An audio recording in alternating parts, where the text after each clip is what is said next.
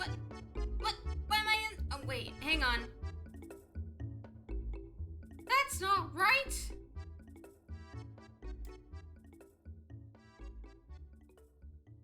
Damn, bitch, you huge. Become smaller! Holy crap.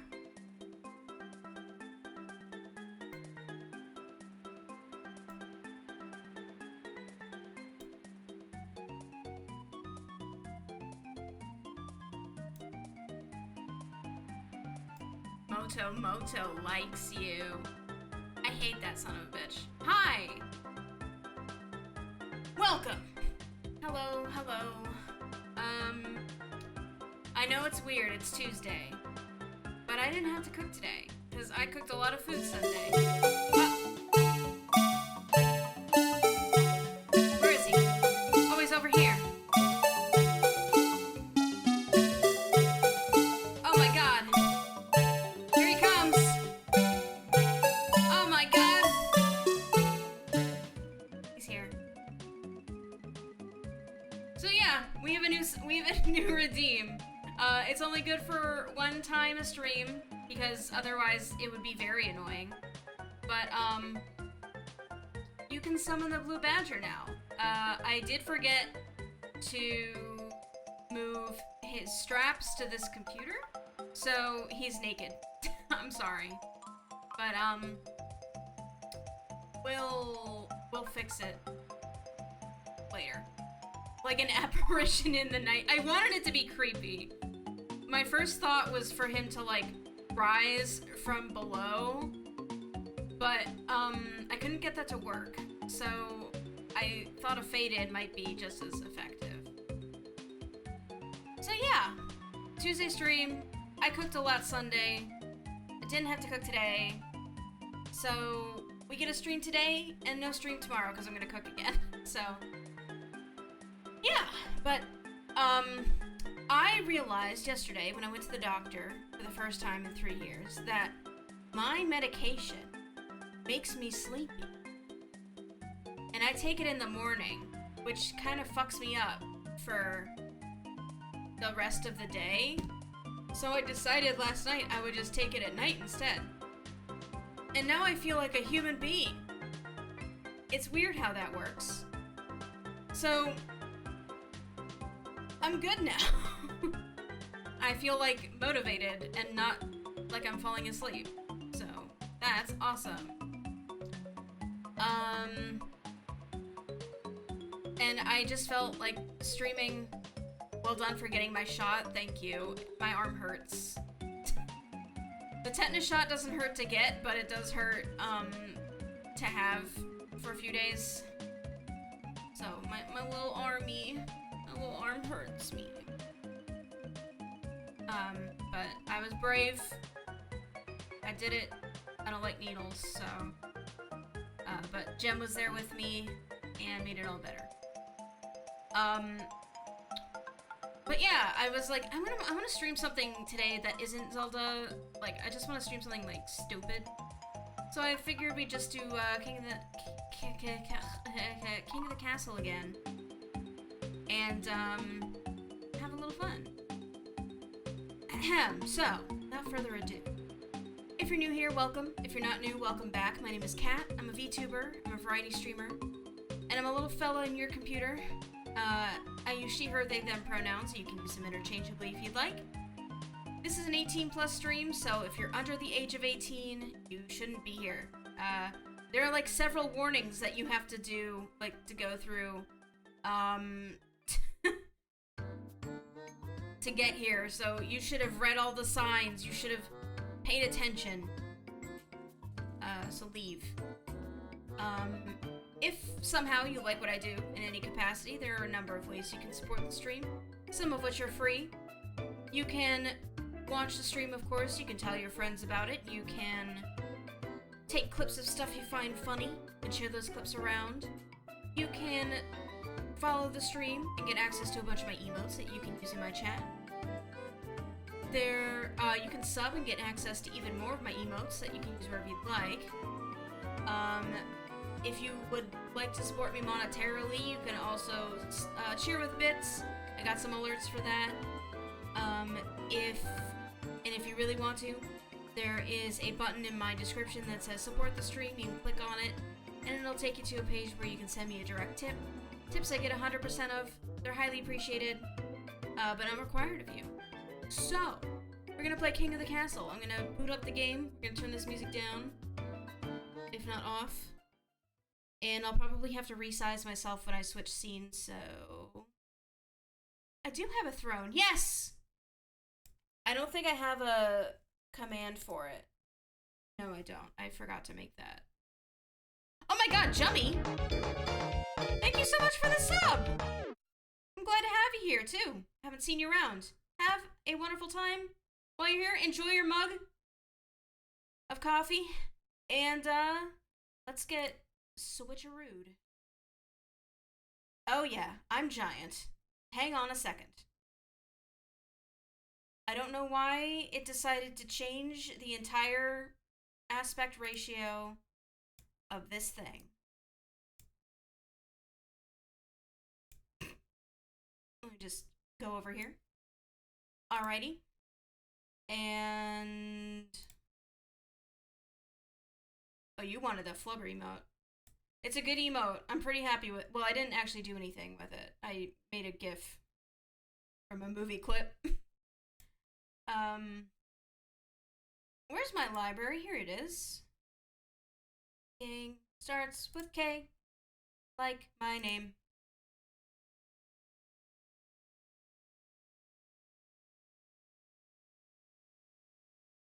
When is this new... yeah, the new update has been delayed, but I don't know when it's supposed to come out. Called Democracy Manifest. I'll read the news. Let's see. 10th of July. That's soon. This will give us a time to test region selection, our new schemes, and many new events that we're adding to the game. Cool.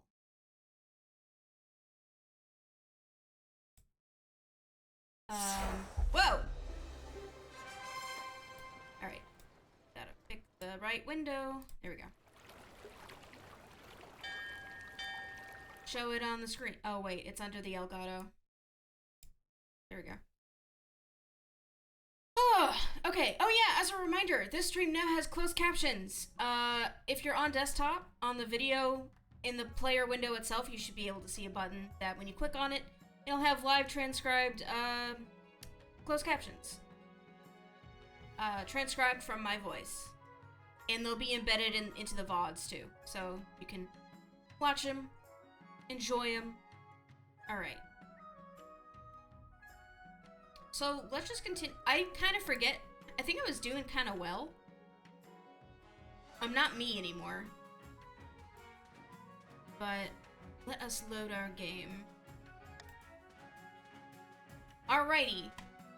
If you want to join the game, all you gotta do is type !join and your preferred pronoun. So, he, she, or they.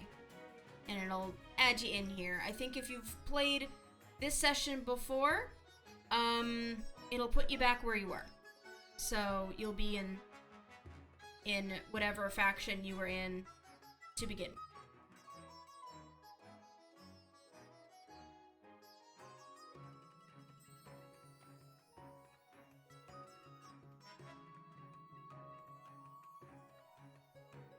Alright, and B said he was lurking, so I'm just gonna start. We have enough to start.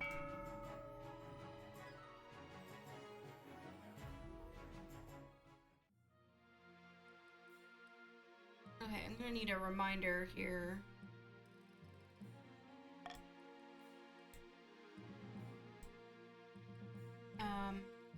Okay. Grandees.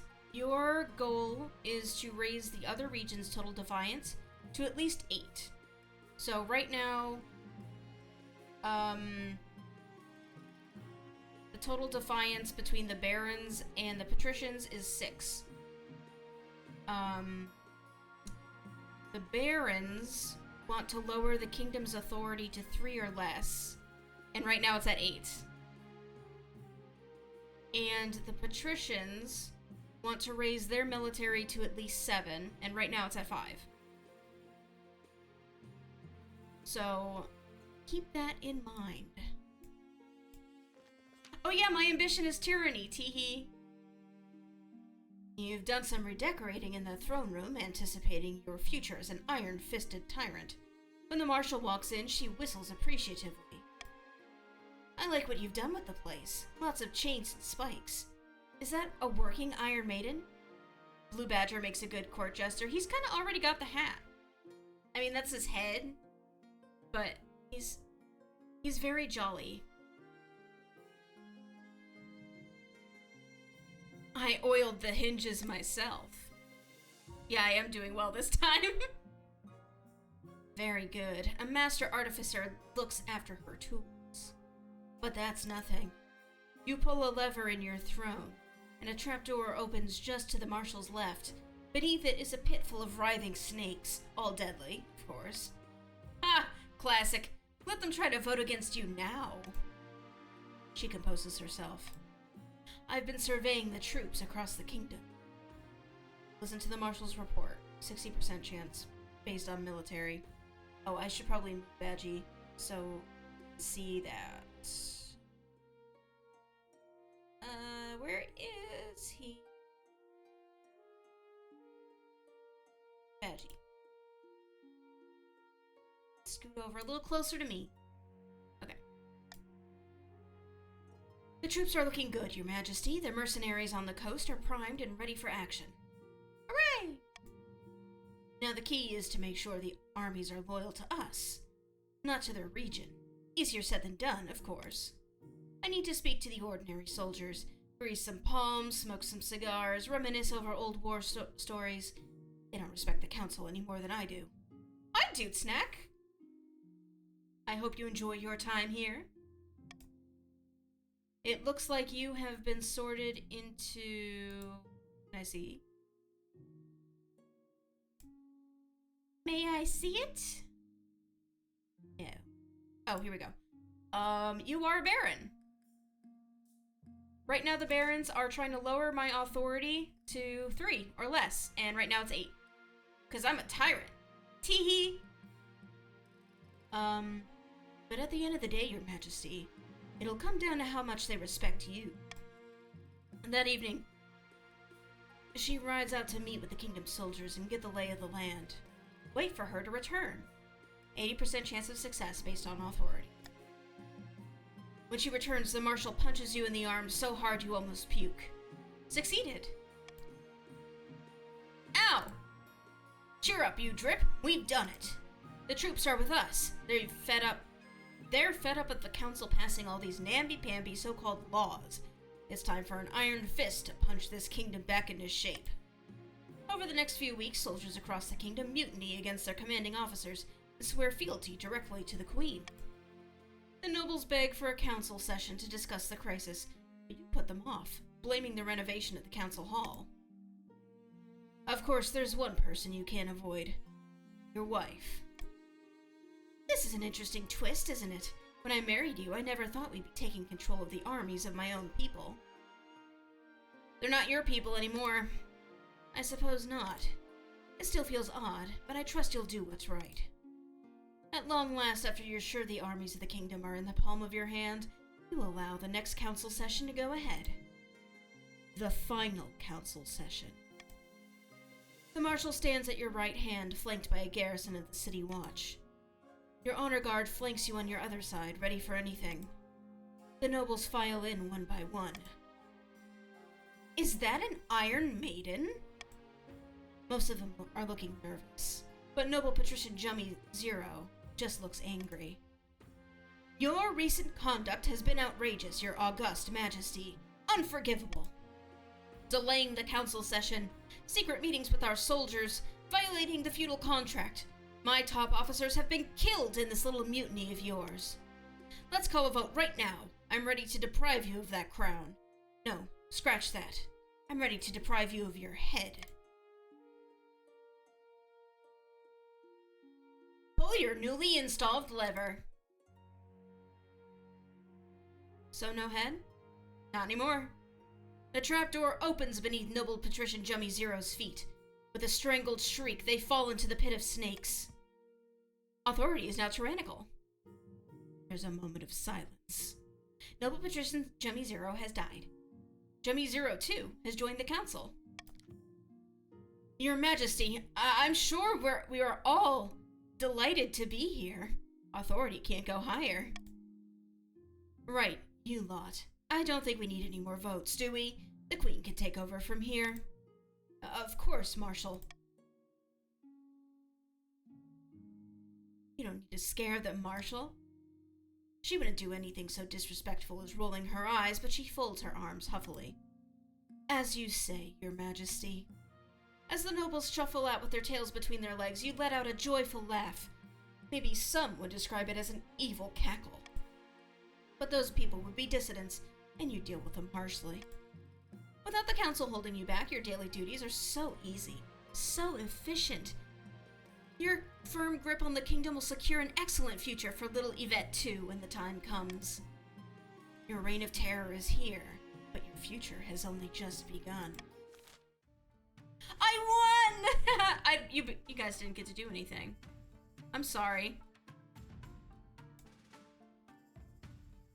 Okay, since y'all didn't get to do anything, how about we start a new dynasty? I'm so sorry. I didn't realize I was that close to winning. Cat. Now. I didn't mean to do it so fast. Okay, play on Twitch. What regions do we want? I like the counts. I like the grandies.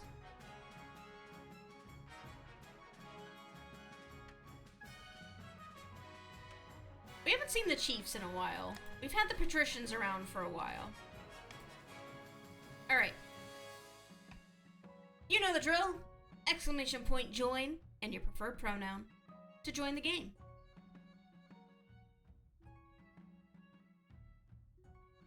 Congrats on being a murderous tyrant. Teehee.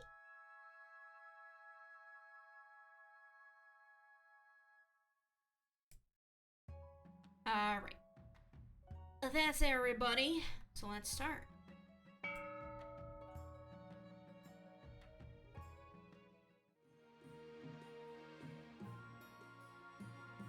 Okay. Remember to change your name colors in chat for maximum immersion. It looks like you're yellow. Coronation. Your Majesty, I've scheduled your coronation to take place in a week's time. Shouldn't I be giving the orders now? Of course, Your Majesty, but to delay any longer would make the nobles restless. And when nobles get restless, they take their daggers and look for the nearest back. We wouldn't want that, I suppose. As is tradition, the council will decide what happens at your coronation.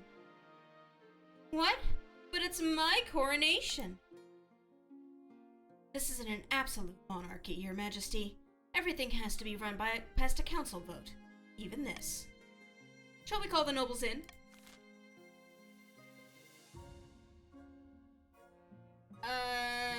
You don't get to throw me in the river. Okay. Your options are A. Host a lavish parade with jugglers and fountains of wine. This will cost money and raise stability.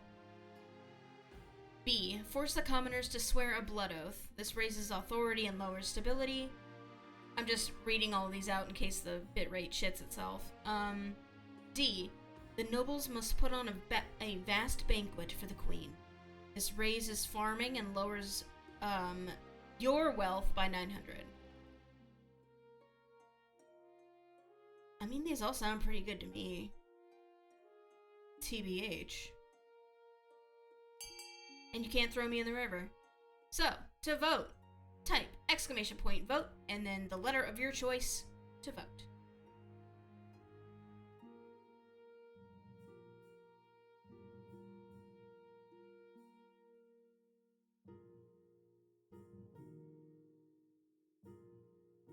Force the commoners to swear a blood oath.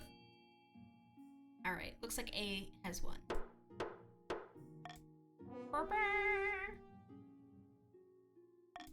I can afford a parade. That's fine. The coronation is a great success. Jugglers, wine, fireworks, and feasts. It has an impact on your treasury, of course, but what doesn't?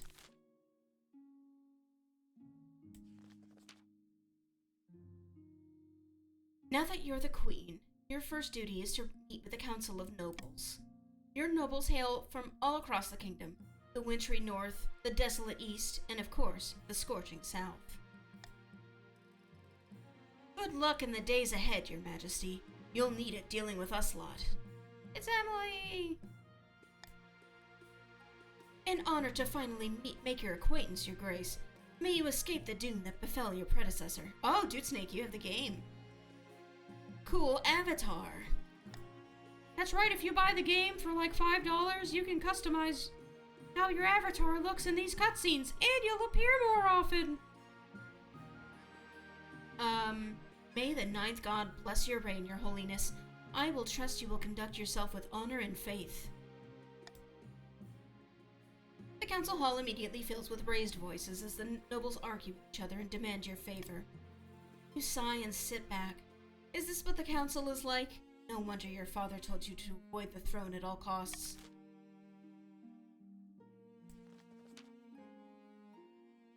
Your Majesty, when you die, how do you hope the kingdom will remember you?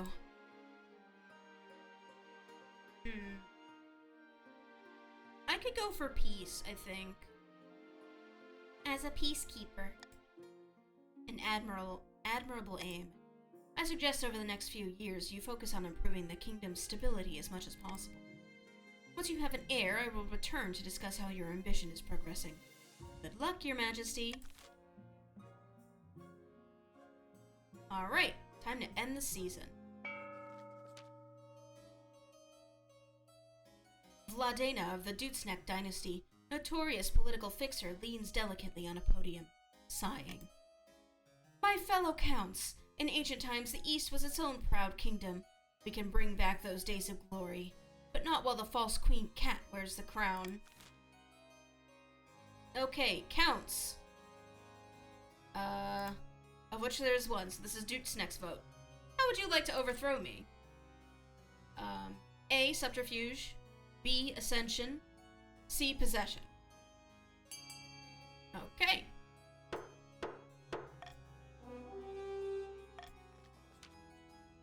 The counts plan to summon a demon to possess the queen, putting her totally under their control. First, they must lull the queen into a false sense of security.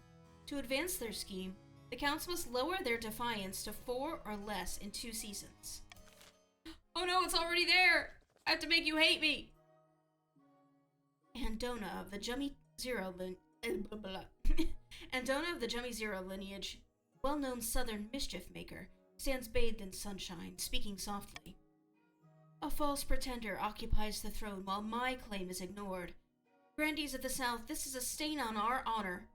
We must not allow it to go unanswered. Alright, Grandees, how would you like to overthrow me? Via intimidation, fervor, or excommunication?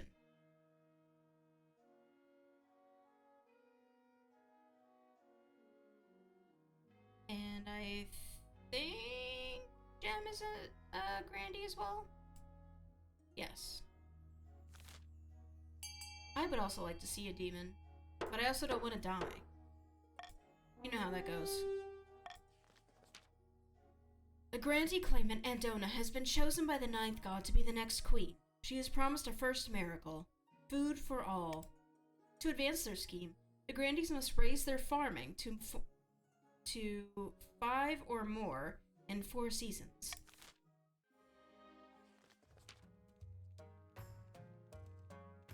No way this man's name is Nut. Come on!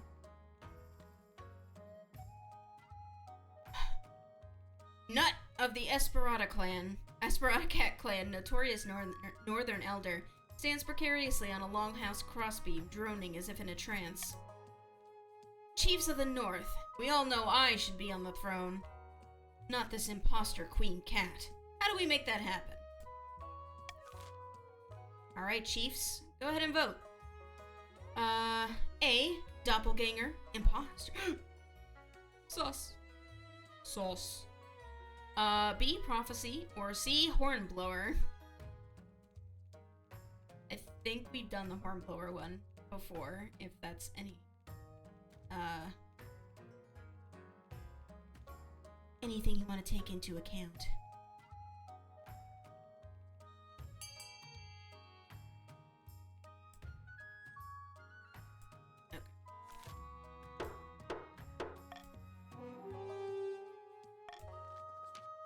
The chiefs plan to raise an ancient northern prophecy. Before the new king rises, the kingdom will be ruled by a mad tyrant. To advance their scheme, the chiefs must raise authority to 5 or more in 2 seasons. Oh no, it's already there! Oh no! Okay.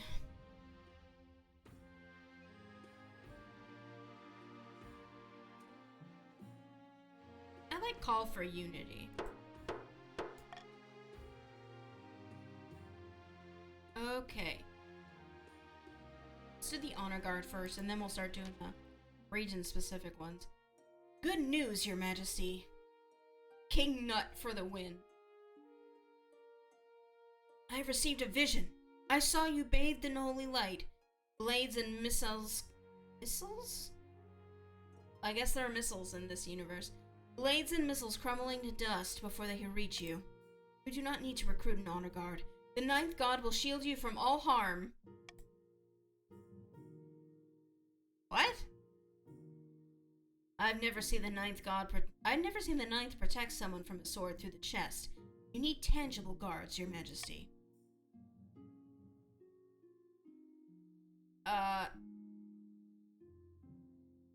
This is weird. Okay.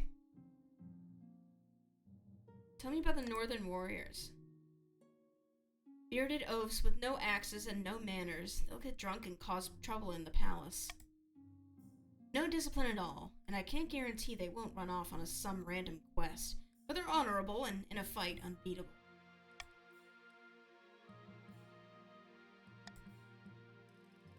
The Order of the Drowned Rose are highly respectable.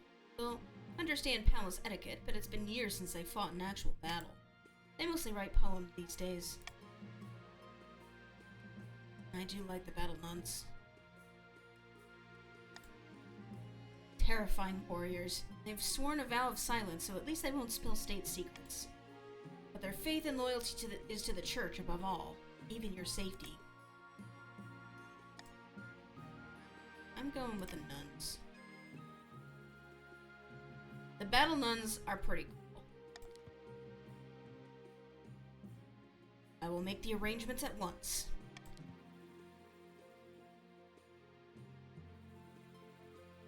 Foolishness. Do you not trust in the protection of the 9th? This kingdom grows more faithless by the day. The battle nuns arrive in the palace a few weeks later. They nod to you silently, their solemn steel masks betraying nothing, before filing into formation behind your throne. Axeless behavior. Okay, a prediction.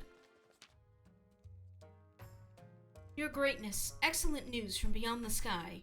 As your Greatness knows, I'm an amateur astronomer. Oh, it's Esperantica. I have seen that a solar eclipse is on its way, visible from the north. We must encourage the kingdom to gather beneath the dark sun and experience this once-in-a-lifetime event. 9th preserve us, nay! An eclipse is a warning from the 9th god, a sign that the kingdom has fallen to shadow. Oh, you figured out text color? Awesome. Gwendolyn Dark Souls. Yay. All the nobles start talking at once. Some are excited, some horrified, but all are very loud. Yeah, you did. You're yellow. It shows up as pink on my screen because I have it so that text colors get mapped to a gradient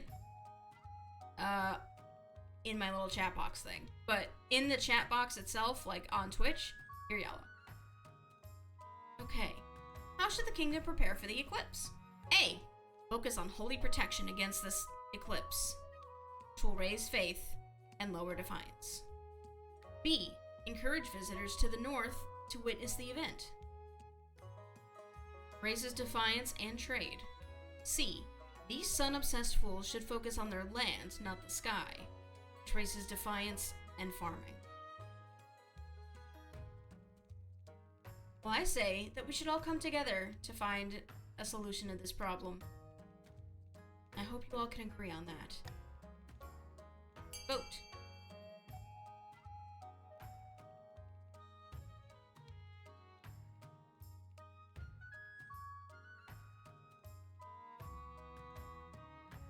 Yeah, chat, you can vote at any, or you can join at any time. Just type !join and your preferred pronoun, so he, she, or they. Yay, I got stability.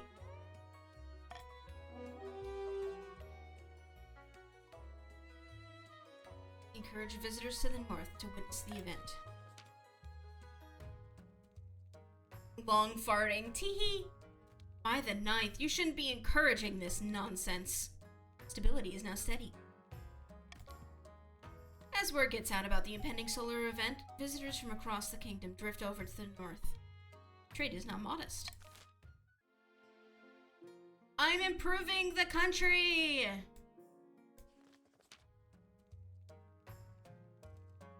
Chief Emigami, your greatness, this is an outrage. Grandee Jummy Zero is trying to steal my bear from under my nose. Did you say bear? It's not their bear. I was about to buy this beast from an adventurer in the Tannerlands when Chief Emigami turned up, shouting and raving about Skuranorn. Happy Pride. Tell me more about this bear. No, wait. Who's Skuranorn? The northern goddess of medicine and knowledge. The bear wears her mark upon her brow, clear as day. Tell me more about this bear. She's a magnificent specimen. She'd be a great addition to my menagerie. Well, I already don't agree with that, but I suppose this is a matter for the council.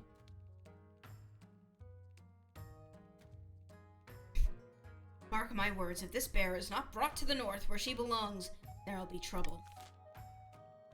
What should we do? A. What should be done with this potentially sacred bear? A. If it's sacred, Chief Emigami should have the bear.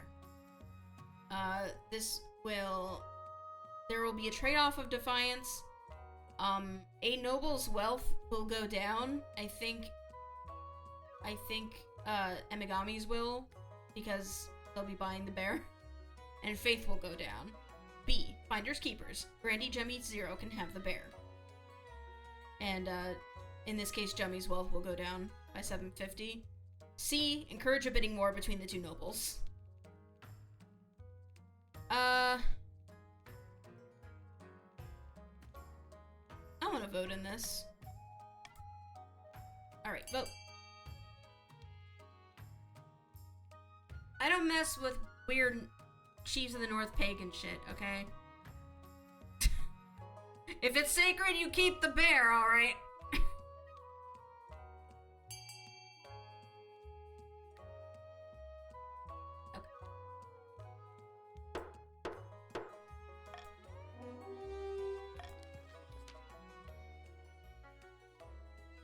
Alright. Emigami, you're down to 250 gold. Chiefs gratefully purchased the bear for an extortionate amount from the Tannerlands adventurer. Can't believe her luck. Naturally, the Grandees aren't happy to have lost their potential zoo exhibit. You're naming her Scooty? There's little they can do. The bear turns out to be a fearsome creature with bright white fur and intent green eyes, and she's vast. Even on all fours, she stands taller than a wagon. She's transported north slowly and carefully, sedated by special herbs and followed by a stream of worshipping villagers. Chief Emigami is delighted that Skuranorn's will has been done. Faith can't go lower. That's because the chiefs of the north don't believe in the ninth god. So their faith is in what they believe in is super high, but that doesn't count. Bearweed. This bear is zooted as fuck. I want what the bear's having. Okay, it's auction time. Nothing personal, Chummy. I've just had bad experiences with the Chief Faith. Alright, so we're gonna have an auction.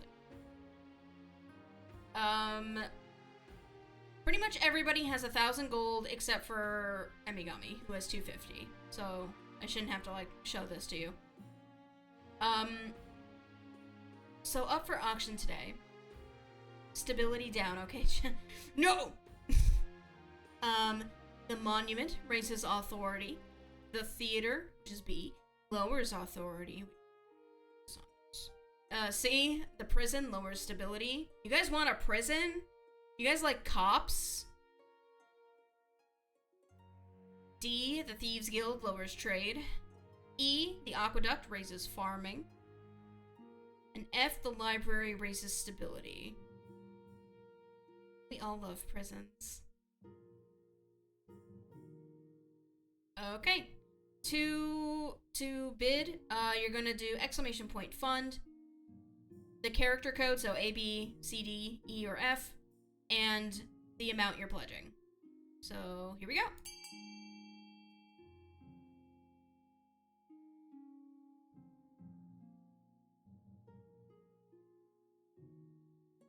Can't believe you guys want prison. You guys like prison. Who put 1,000? Jummy! That's all your money. That's all your money.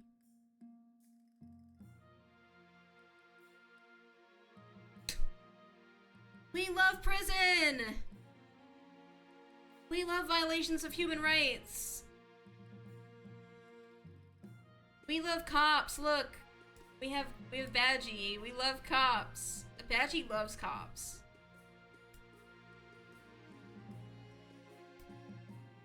I think the Blue Badger would fight corruption from the inside. I think he's the only good one.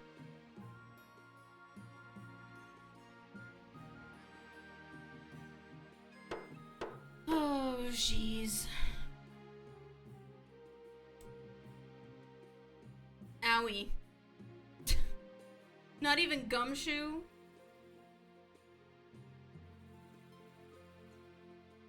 It's tricky. It's tricky. I don't know, I mean, maybe.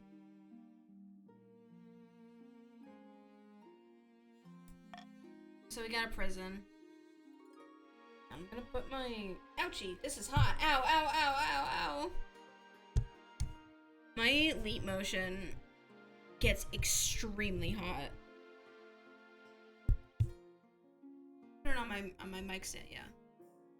Put it on my pop filter because that's technically in front of my chest, so. Look! Fingers! Hee hee! Okay. My what?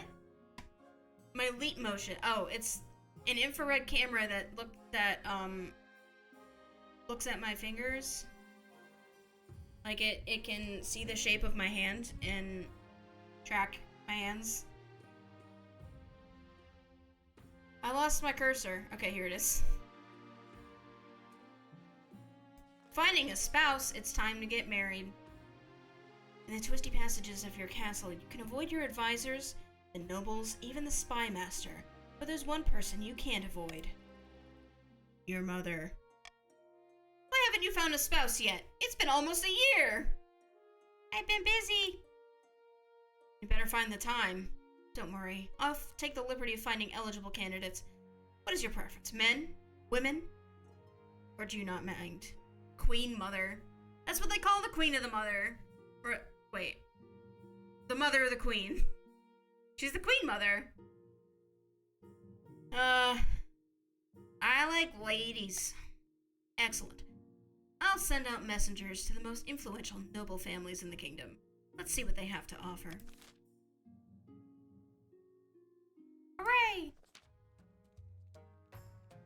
Your Majesty, while scouting the north for a prime eclipse viewing spot, my servants discovered a portal. Lol gay. No! It's a shimmering shadow hanging in the air, about the size of a door. We threw a rock in and it returned as a slab of polished obsidian. Is that good? How should I know? Naturally, I sent one of my servants through next. I saw a red wasteland beneath the sky, whose color defined— Oh my god, it's Minecraft! I recall a tale from my childhood of such a land, where fairy beings gave vast riches to those brave enough to visit. He's in the Nether! Get out of there!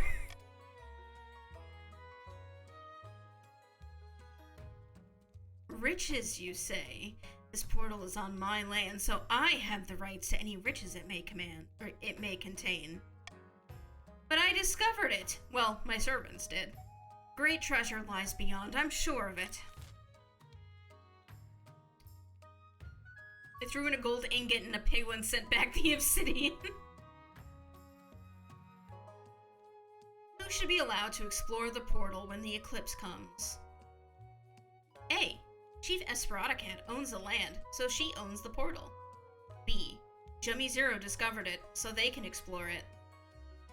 C.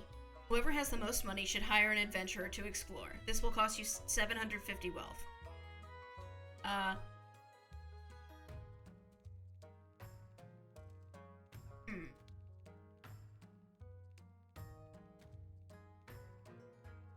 You know, I hope that we can, like, all come together to find a solution to this problem.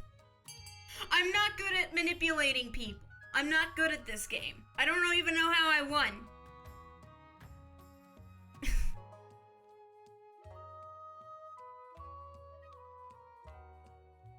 Haha, I win. No. When did my stability go down?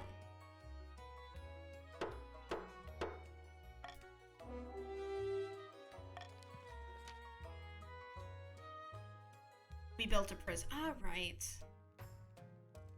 The chiefs are delighted and start making preparations immediately. The kingdom awaits to hear what riches, or horrors, are within. Meanwhile, complaints from the grandees grow as the eclipse draws nearer. Oh, they're mad. They're getting angry. Haha, do something about it!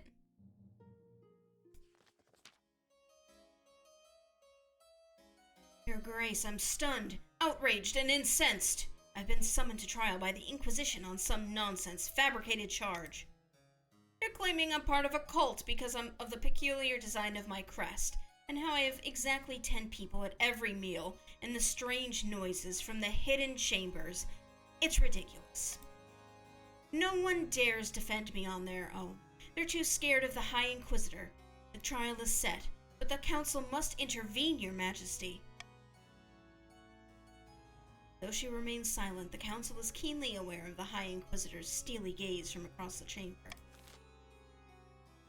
How will the Council handle the accused? A. Search for a witness to defend Countess Dutesneck. B. A has a 70% chance of working because of our stability. B. Help the Inquisition gather evidence against Dutesneck. This has a 30% chance of succeeding because of our faith. Or because of, the Count's faith. C. Suggest she pray for a good outcome. There's a 50% chance of that working. I don't like the odds of B, so I'm gonna veto that. Go ahead and vote. A or C.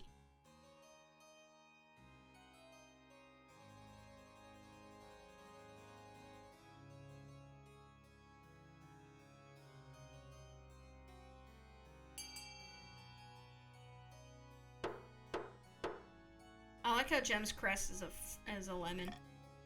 Because they're a fruit. Search for a witness to defend Countess Dutesneck.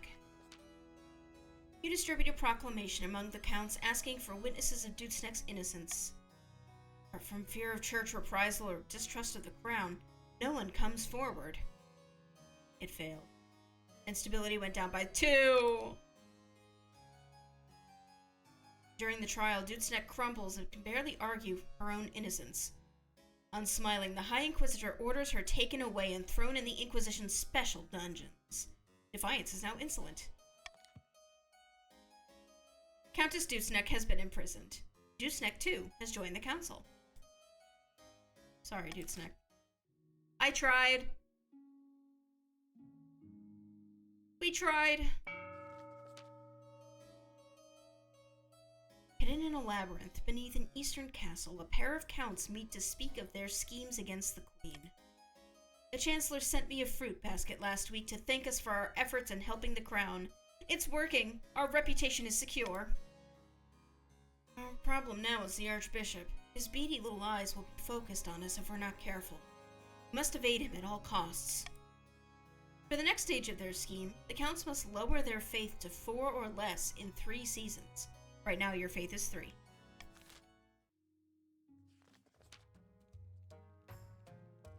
Far to the north, where snows blanket the landscape and wolves howl of the night, the chiefs uncover an ancient prophecy foretelling the rise of a tyrant queen and the warrior who will overthrow her. A congregation of God-speakers huddle around the tablets detailing the supposedly ancient story, whispering excitedly. Praise Morgana, the tablets are genuine. The gods are good, and we are blessed. Nut will be our king. All hail the Lord Render. Cheers circle the clan hall. A mug of ale is tipped over Nut's head. The influence of the old gods is spreading. We must ensure we keep the old ways of the North alive, and surely Morgana will bless us with the power to crown Nut. For the next stage of the chief's scheme, they must lower their faith to 4 or less in 4 seasons. It's 0!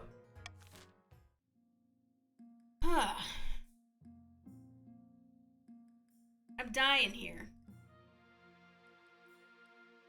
The chiefs strike a deal with a chain of lumber mills, making 500 wealth. The other nobles gain 200 wealth. Okay, so Jummy is at 200. Dutsnek 2 is at 450. Emigami is at 750. Gem is at 1200. And Esperada Cat is at 1250.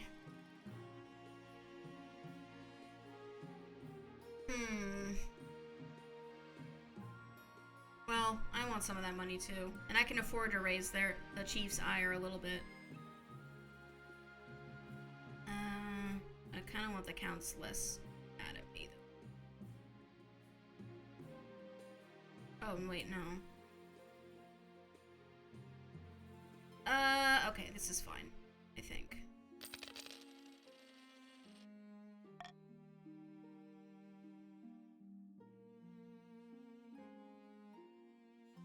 A hungry bear? Our wondrous bear is thriving in the north, Your Highness, just as Skurinorn would wish. The God Speakers have gained visions of new herbs and medicine ever since she's arrived. Thank Morgana. Can you share this? Time for the real questions. Is she adorable and fluffy? She is an avatar of one of our most powerful deities, Your Greatness. But yes, she is very fluffy. The only thing is that, she's eating a lot. Our hunters have to push into the frozen wastes to find enough food to go around. Farming is now meager. Having second thoughts, are you? Perchance the bear would do better in a nice cozy menagerie, The sacred bear has put a dent in northern food supplies. Can the council help? A. Demand that the other nobles donate their crops. This will raise farming in the chiefs and I assume lower it in other, so the counts and the grandees, it'll go down. And it'll lower stability as well. B. Import fine meats for the beast. This is gonna cost me a lot of money. I don't like that one. Leave the chiefs to feed their own bear, which has a 15% chance of working. And transfer ownership of the bear to Grandee Jummy. Well...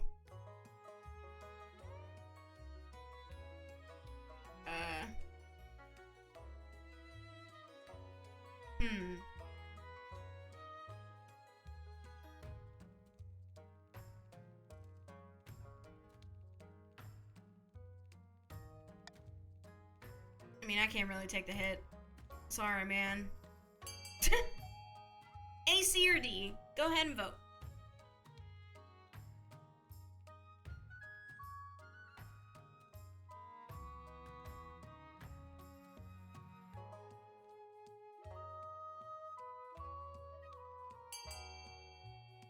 the chiefs feed their own bear. Gee, Jummy and Jem voting for C.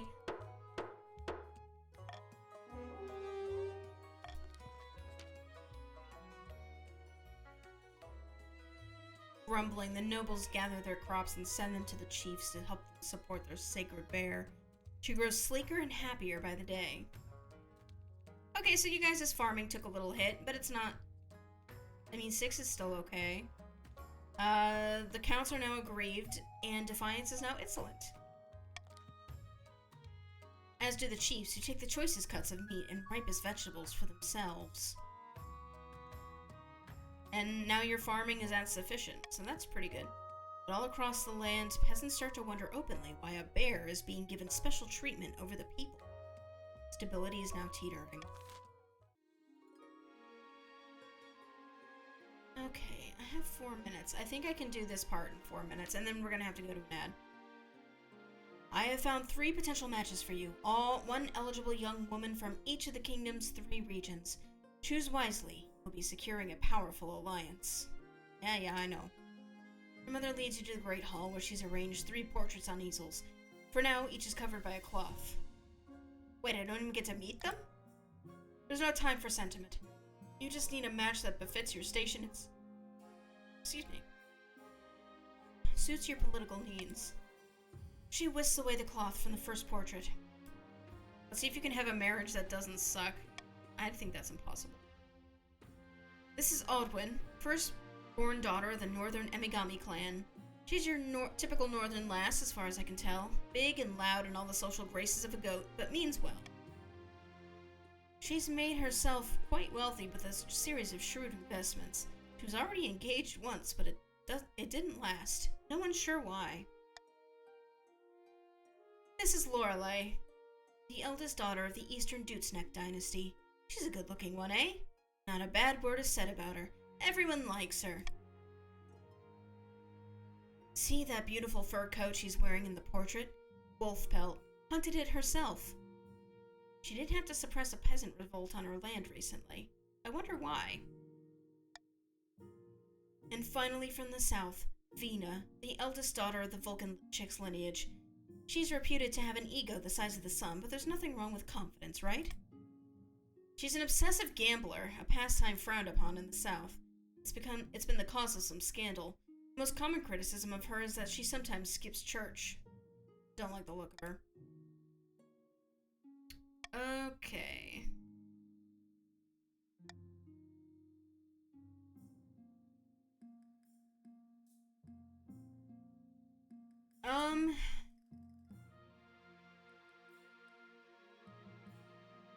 I mean, I think Lorelei seemed like the best option. Excellent. I'll make the arrangements.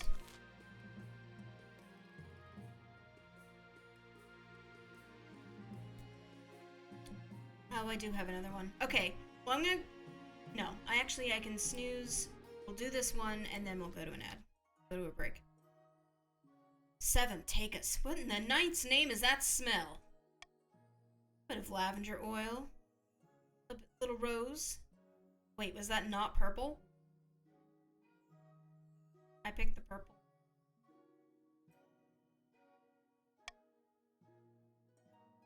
Well, it's vile. Stay away from me, if you please. Huh. Won't do you much good. Everyone in the south is bathing these days. All thanks to our aqueduct's pristine waters. Why, I've been bathing nearly once a fortnight. Fortnight? Let's get those W's. But you're getting rid of the natural stink that wards off disease. On the contrary, my physician assures me it's good for my health. In fact, the council should establish public bathhouses in cities all across the kingdom. Fortnight. Blood and stars, really? Doesn't warm water pucker the skin? Should bathhouses be set up across the kingdom? A. Warn the kingdom about the dangers of bathing. B. Have the queen bathe in public to show the benefits. C. Build the bathhouses. I mean, that's good for trade. I think we can all come to an agreement on this one, personally. No matter how you feel, there's sure to be someone who feels the same as you.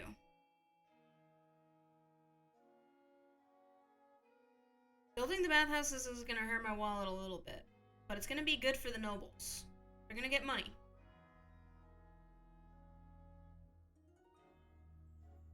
Whoa, that was scary. Fucking jump scare. Alright.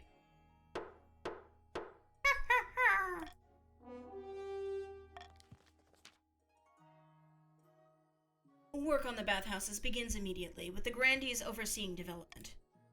True, the counts grumble about getting soft and smelling like a grandee, but they'll say anything. Across the land, everyone is smelling much sweeter, and the grandees are all the richer for it. Some grandees' wealth has increased. Trade is now opulent, and stability is now civil. Alright. I'm going to go to an ad, and then in about 3 minutes we will end the season and see where we're at. See you in a bit.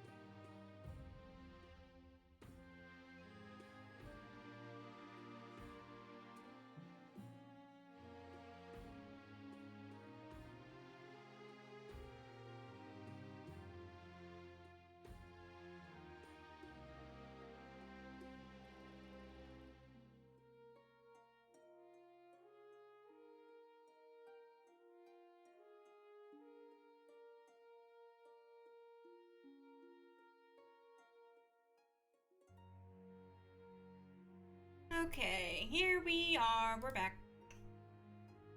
Hope you had a nice break. Hope you got to, like, stretch or do whatever. Okay, let's end the season. Flubber! Woo! Oh my god. It's Flubber. Hang on, let me get his little hat. Look. I have a set of court jesters! They're kind of crowding me, though. Hang on. Tuck them over here. Okay.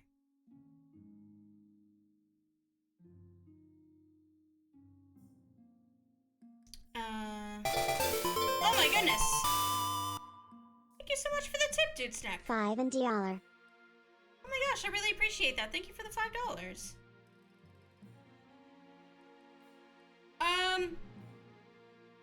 Anonymous voting isn't helpful here because I can, like, read chat and see what you're doing.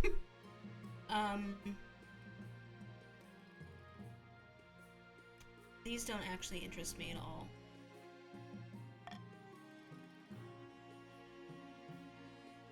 Okay. The royal wedding. Time to get married. Your wedding to Lorelei is naturally the talk of the kingdom. Nobles and peasants alike travel from across the realm to attend. For a week and a day, the capital is one giant party. It feels as though you're the only one not taking part. Instead, you're getting ready for the ceremony. Soon enough, you're standing in St. Bertrand's Cathedral with Lorelei at your side. Do you take this woman as your lawfully wedded wife? I do. Then I pronounce you queen and wife. After the wedding, of course, there's a feast, and after a feast, a dance. Your new wife, Lorelei, laps up the attention, delivering a witty speech in which she flatters you outrageously.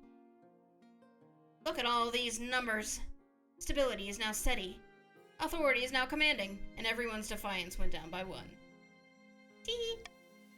By the time you find yourself alone with Lorelei, it's past midnight, and you've never felt more tired.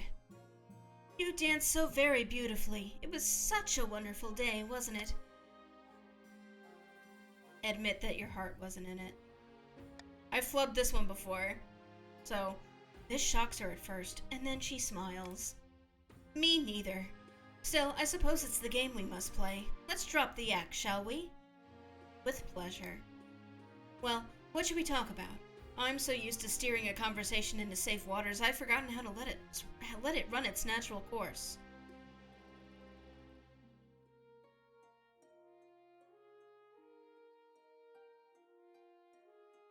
I was so nervous about today. Me too, not that I let myself show it. From there, the conversation flows like fine wine.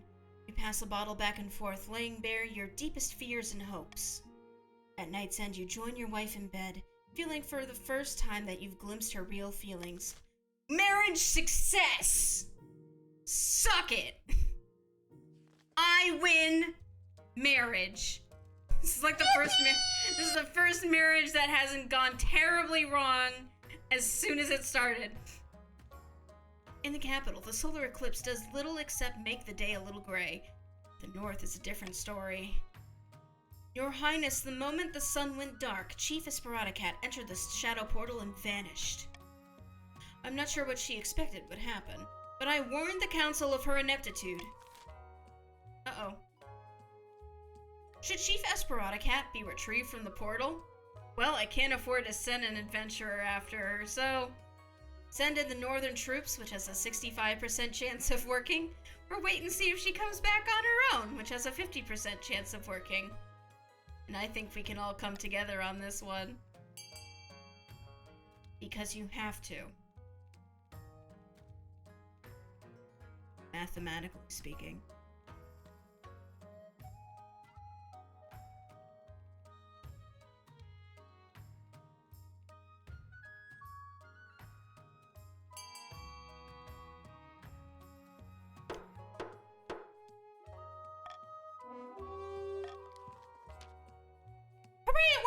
The portal shimmers dormant in the air for 3 days before Esperaticat emerges dazed, but in perfect physical health. Stability is now united. beings of air, not voices, ideas, wanted forever. Look, look, look, look, look, look! She passes a hand over the floor, and jewels erupt from the flagstones, cracking them open like a glittering earthquake. Soon the ground is awash with priceless crystals. She swoons to the ground as more jewels emerge. After sleeping for 4 days straight, she awakes once more, having lost her new ability and much of her memory.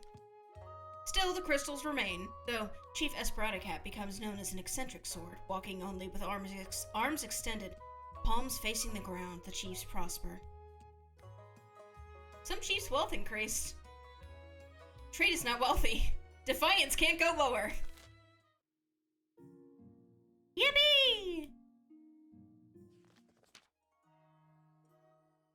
Your Majesty, I regret to have to bring this matter to you, but there's no other way. We've been tracking a northern criminal who's wanted in conjunction with a number of high-profile incidents back home.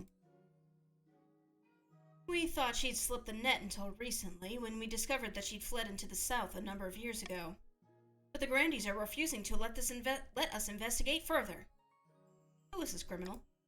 We don't know her real name, but the villagers call her Backstab Penny. She's lied, cheated, and murdered her way halfway across the north. Wait a minute, are you talking about Gold Touch Penny? She's a pillar of the community back in Haranza. She arrived a few years ago from the north and even used her wealth to invest in local businesses and set up an orphanage. Everyone loves her. Surely you jest. Gold Touch Penny? This woman is a bloodthirsty criminal and must be punished. Should Gold Touch Penny be extradited to the north to face justice for her past crimes? You can either A. Send Gold Touch Penny back to the north. This will raise authority, lower trade, and there will be a shuffling about of defiance. B. Allow Penny to stay in the south under the protection of the Grandees. Lower authority, raise trade, and defiance stuff again. C. Summon her to the capital to answer to the Queen's justice.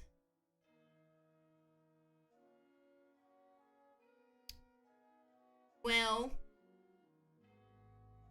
I'm gonna vote for me. Go ahead and vote.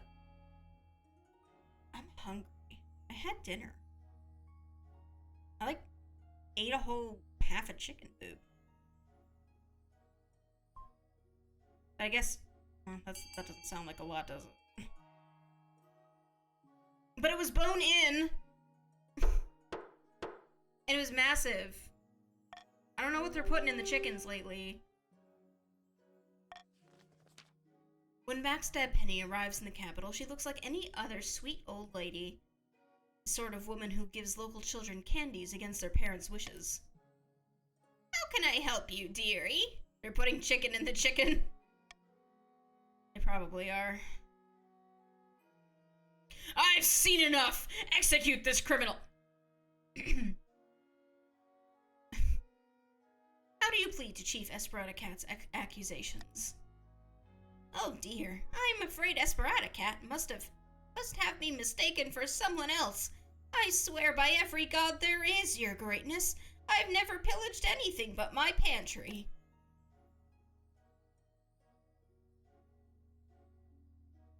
Why did you move to the south? I always liked it there. The people were so delightfully, different. And they love orphans, just like me. Have I mentioned that I love orphans? They remind me of myself. I was an orphan for as long as I can remember.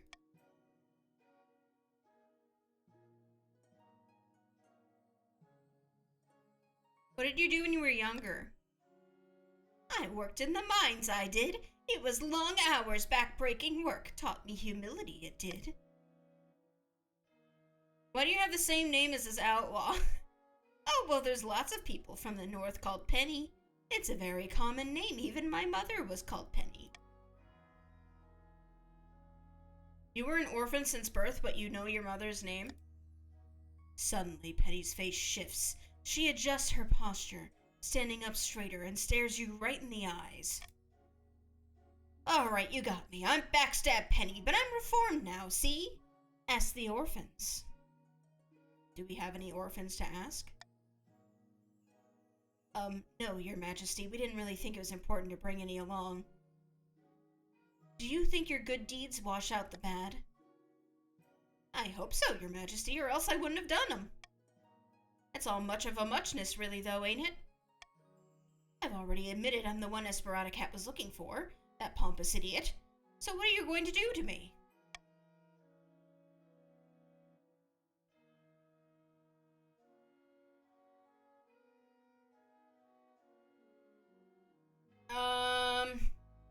Well, I can afford to raise the chief's ire a little bit. Gods be good, Your Highness! Why? She just admitted to her crimes! Penny reassumes her old lady persona with a smile, then returns to Haranza. She continues to care for orphans, water plants, and enjoy her twilight years in relative peace. The Queen's justice can be fickle indeed. I don't know, I thought she got better. I believe, I'm like, okay, sure.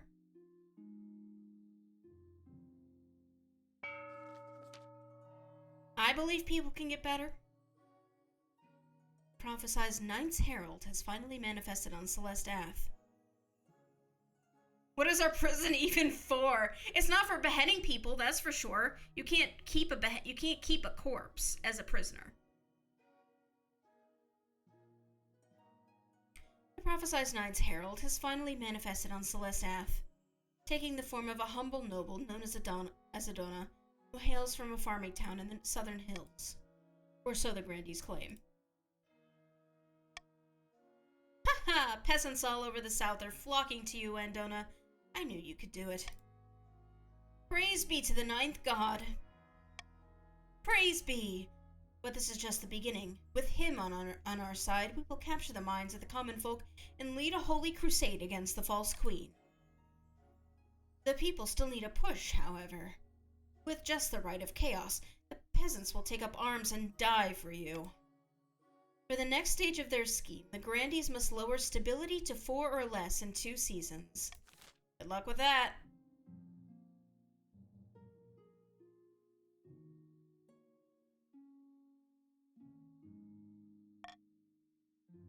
Can do. Okay. Back from the hunt. Cat, dearest, I have something for you. It's something I brought back from my latest hunt. A trophy. Lorelei takes you by the hand and leads you into the great hall where a white sheet hangs from some statue. That wasn't the— oh, no. Okay, it's just a sheet. When she pulls the sheet free and it falls to the floor, the taxidermied figure of a great brown bear is revealed, snarling in anger as if ready to attack. Fearsome. This will be perfect. Yeah, the bear is brown. I was like, oh no!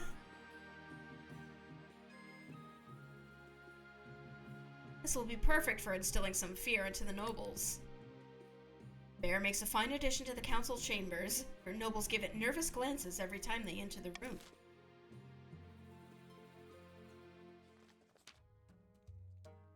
Chief Emigami and their friends have locked themselves in their lodges and are refusing to come out. They say they're learning the ways of Skurrenhorn. Meanwhile, our trade routes are drying up because of their negligence. By the 9th, I swear it's that damned bear's fault. A dangerous thing indeed, Your Majesty. I know we tolerate these heathen practices in the north, but this is too much. I mean, it's making everything quieter. You cannot be serious, Your Majesty. This god of wisdom and medicine is nothing but a false idol. Ha! What do we do, Your Holiness? Our traders will lose their livelihoods if they can't sell grain to the northerners.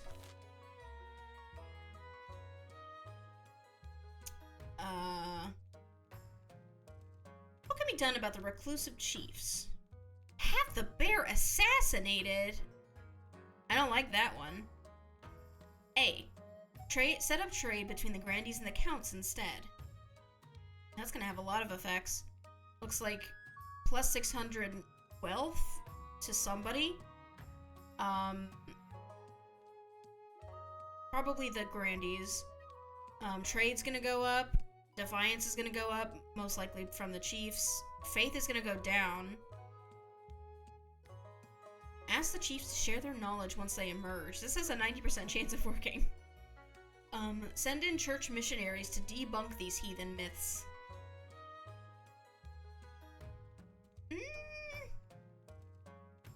Well, I'm vetoing assassinating the bear. That's fucked up. Okay. But vote. A, B, or C.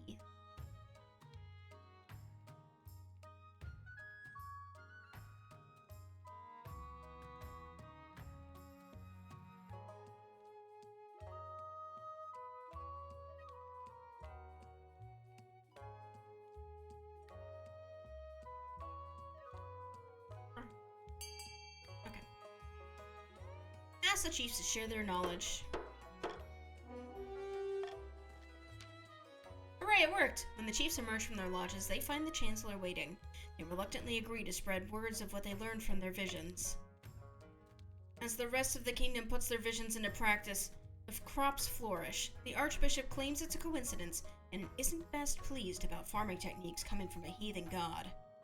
Oh no, the East faith went down!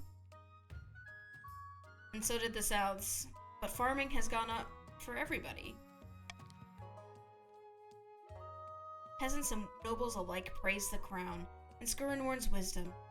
Meanwhile, the sacred bear remains happy and pampered in the northern lands. Stability is now peaceful. Shitting? What's wrong? I have the swing vote power in this game if it's split. No! Don't use math and logic. Apparently something has escaped from the cellars of Countess Dutsneck II's home, castle. I've asked for an eyewitness report from a local. Hello, Your Majesty. It was a right unholy sight. A monster stitched together from parts dug up from the village cemetery. I recognize my Aunt Edna's earlobes. Did it hurt anyone? No, it just seemed confused. Kept asking for its mother. This creature is my life's work, Your Grace. And my son. His escape was regrettable. He just wanted to see the village up close. Rest assured, I have chained him up far more securely in my dungeon to ensure this won't happen again. It's too late for that, Countess. You and your unholy creation must be burned. It's the only way to cleanse the world of your evil. What should be done with the undead abomination created by Countess Dutsneck II? A. Burn both Dutsneck and her monster. B. Burn the monster, but let the Countess live. C. The monster may live, as long as it stays imprisoned. D. Free the monster, which has a 90% chance of working. Free the monster.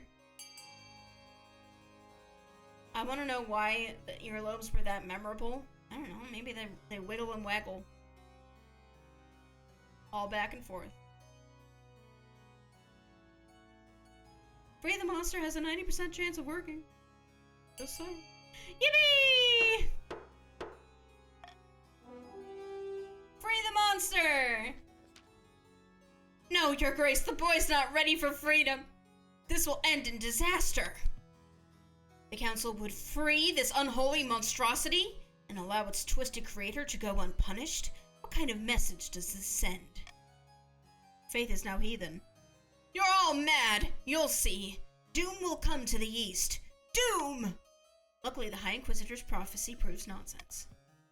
The so-called abomination turns out to be a gentle fellow with a green thumb and a fondness for puppies.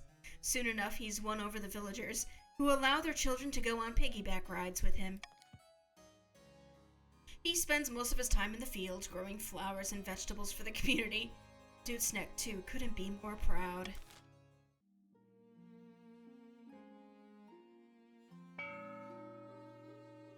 Tee-hee! Alright, auction time! Let's see. Aspera has $23.50. Emmy has $18.50. Jem has $1,400. Jummy has $400. Dutsneck has $3.50. It's adorable and very counterintuitive to our plans. Uh-oh! Okay. We got an aqueduct for the chiefs. A. B. A cathedral which will raise your faith. Yummy. C. A theater, which lowers authority. D. A thieves guild, which lowers trade for the counts. E. A deer park, which raises farming. Or F. A prison, which lowers stability. Vote. Do we really need 2 prisons? Come on. That's a lot of prisons.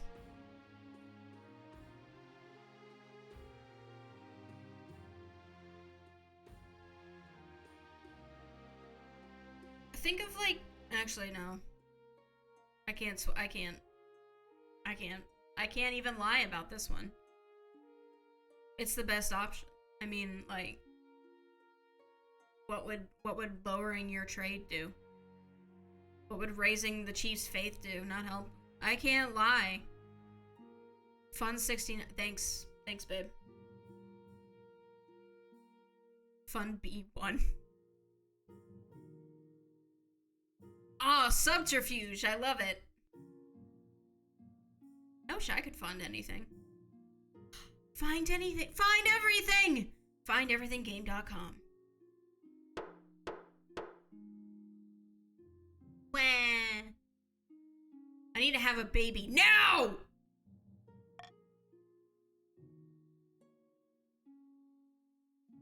About my heir. Your marriage to Lorelei has grown strong and steady like an old castle wall. Though it began as a political arrangement, it's blossomed into something like love. It's high time you thought about an heir. I'm thinking! I'm manifesting! Congratulations are in order. The royal wedding was a magnificent affair. I'm very happy, thank you. Your happiness isn't as important as fulfilling your duty to the kingdom, but I'm glad you found a way to have both. Done well so far, but something's still missing. An heir. You need someone young, whose loyalty is assured. A child of your own would do the trick, even if they're a bastard, or the youngest of your many cousins. I'm gonna do this the old-fashioned way. We're gonna have a kid, because we like each other. Ah, the traditional method. No one will object to that. I'll arrange for you both to take a month off of ruling so you can get down to business. Okay. Your Majesty, terrible news. The counts are deliberately eroding the power of the church in the East. A month? Yeah, it takes a while to have a baby. Like a month, maybe? Month, maybe? I think that's how long it takes. I wouldn't know. The counts have been the least of my worries lately. Simply a ruse to lull us into a false sense of security. What's even worse alarming is why they're doing this.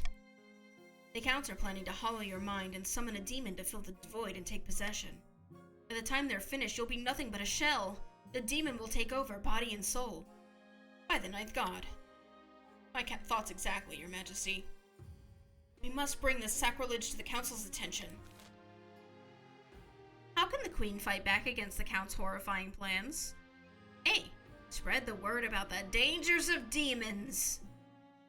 B. Have the queen bathe in holy water twice a day. Delay scheme for 1 season. C. The counts are hardly a threat. Leave them to their business. Well, we aren't doing this, so A or B?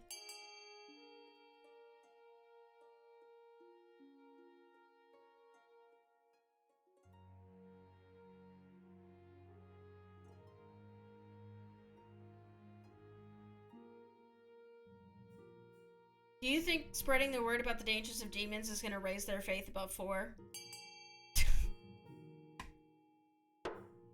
Use your mind! It's 1. All across the kingdom, priests deliver impassioned sermons on the dangers of the 7 gods' agents.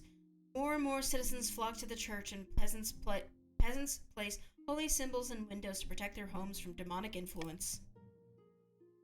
But many nobles grumble about the church meddling in official matters. Is Queen Cat in charge? Or the Inquisition? Everyone's mad at me? Why? Whatever. Northern Chief's God Speakers have uncovered an ancient prophecy. We just started a satanic panic. You did! It's okay, though. Let's all play Dungeons and Dragons. And what does it say? And that's beside the point. All I know is that this specific heresy is spreading like wildfire and must be stamped out immediately. What she means to say is, the Chiefs plan to use the prophecy to justify unseating you.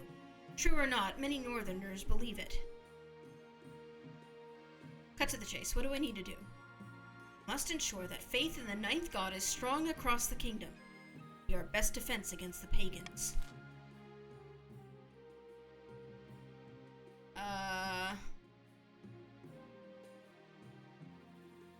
We can A, order priests to go to the north and decry the prophecy as false. B, invent a counter-prophecy, delay scheme for 1 season. C, allow the prophecy to spread. No one will believe it anyway.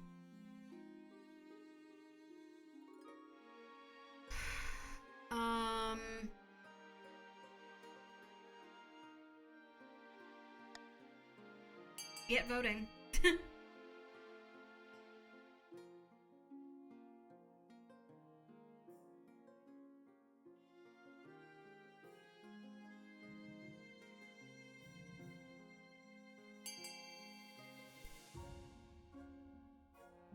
You did it. Thank you.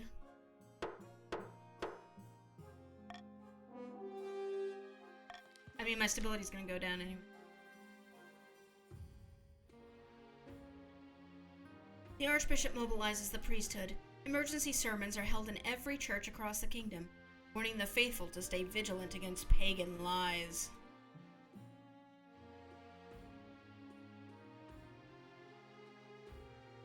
Yeah, my stability went up and then it went down. Hundreds of priests are sent up north to preach to the local populace, which naturally causes tension with the chiefs. You hope it'll be enough. Stability went up and then down. So it's at 9 again. It went up because of the law that I placed, where if more than half of you vote for one thing, stability goes up. Yay, nothing! A countess rides to a remote, unremarkable spot of moorland. Soon another joins her. The church is scrambling for power. The High Inquisitor is losing her grip on the populace. How exquisite! Then we can make our move unseen. We must invite a demon to possess the queen. The ancient books describe 2 demons, each attracted to different aspects of a human mind. So, Dudesneck, which demon is best suited to possess the queen and take her soul? Rachamasa, the mad tyrant, the cockroach queen? Or Murmuramak, Duke of Greed, the face of all coins? Okay. Want me to have money? According to the grimoires I've read, the Duke of Greed is attached to individuals who hoard wealth. Must ensure the queen is filthy rich. For this final stage of their scheme, the counts must raise the treasury to at least 2,600. It's currently 1,100.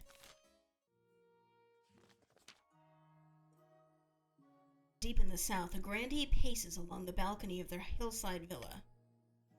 It's just not enough! The peasants love Andona and believe the miracles, but they won't rise up to put her on the throne.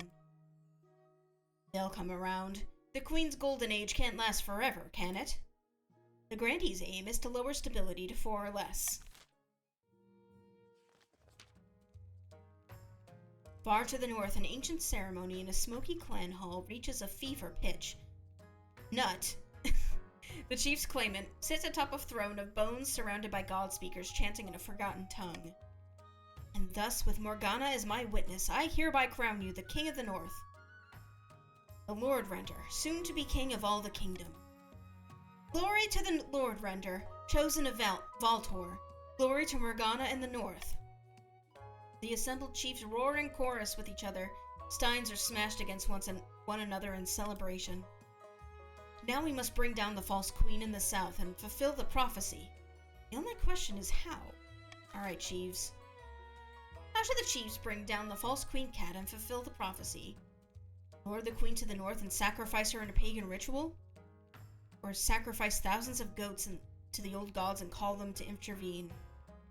So raise your farming or lower your own defiance.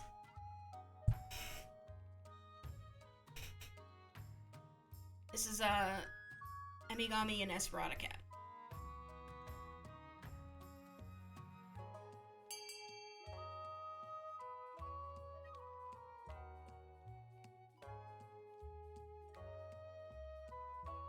Okay.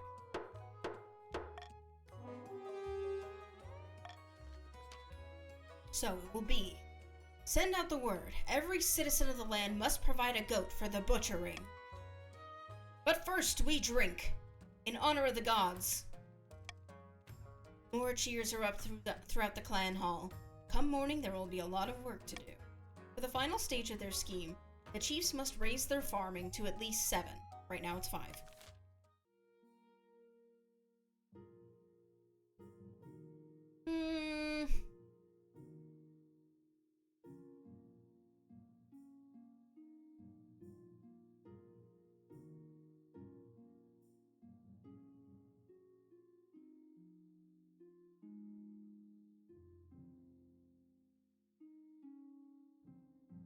Tee-hee!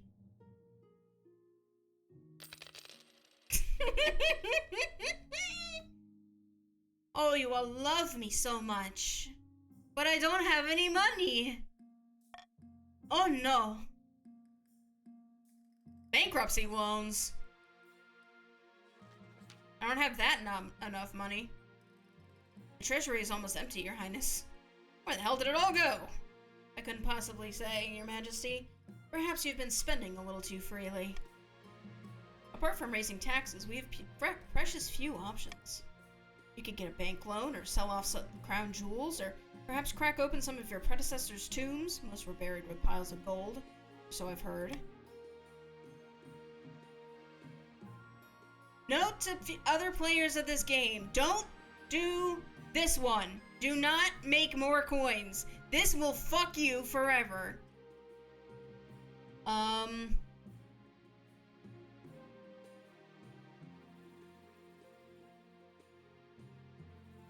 not making money. Number go up! Yeah, number go down very quickly. Very soon. Sell some of the royal jewelry to wealthier nobles. You auction off dozens of necklaces. 5 gold rings. 5 gold rings! And a jeweled scepter to the nobles.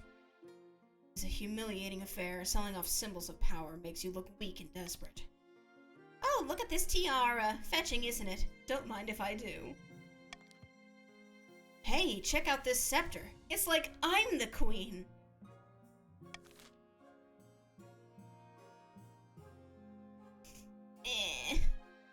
A fishy wedding.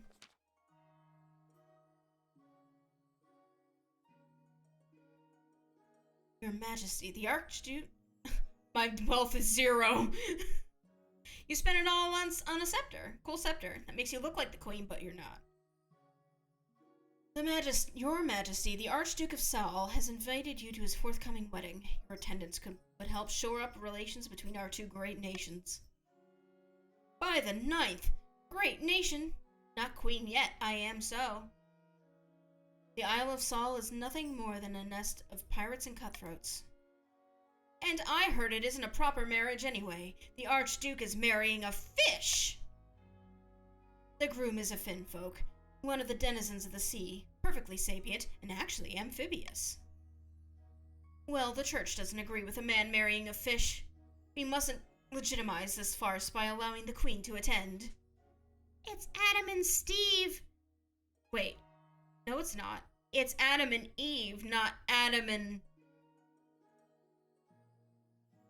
fish.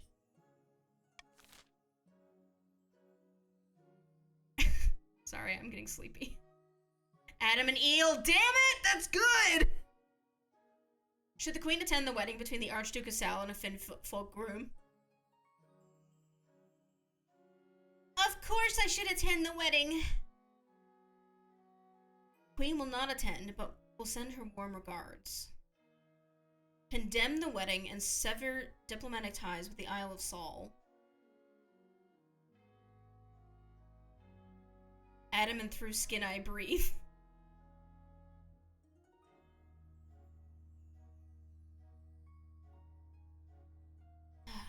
Can't raise stability, eh? But what if I made you?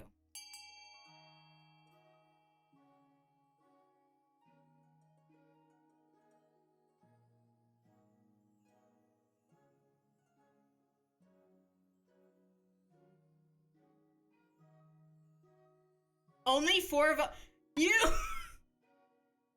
No. No. I'm getting too big for my britches here. Oops, no one voted. Of course I'll attend the wedding. That's what you get for strategizing. Excellent. The wedding is scheduled for next year. I'll inform the Archduke that you shall be delighted to attend. This kingdom is sliding into madness. When it's announced that you'll attend the wedding, the grandees are naturally scandalized. But the peasants, sentimental as ever, are in favor of your decision. Public opinion turns against the overly strict church.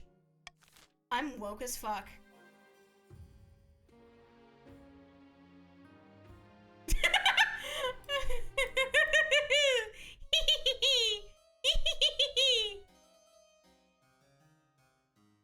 Without a word, Countess Dutznek II hands you a blood-red envelope.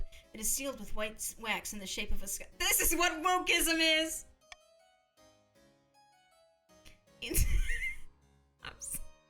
I'm sorry, but I'm not, you know? Inside is a beautifully written invitation to an event called the Crimson Vigil, due to take place on an autumn night late next year.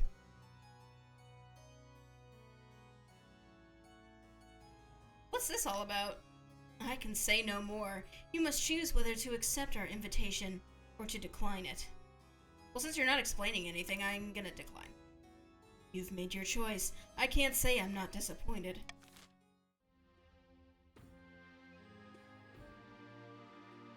End season! Yay!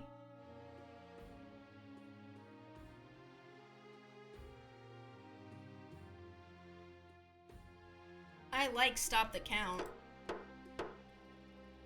You're gonna have to think fast, boys and girls and other. What was it? What was the one that you talked about with me earlier today, Jim? Gays, theys.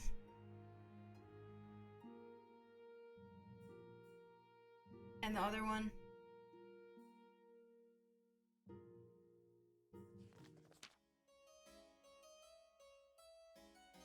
Your Majesty, help us.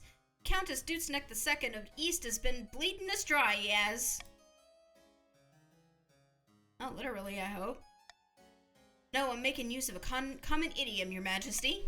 Our taxes are 10 times higher than they've ever been. I can't afford to feed me cows.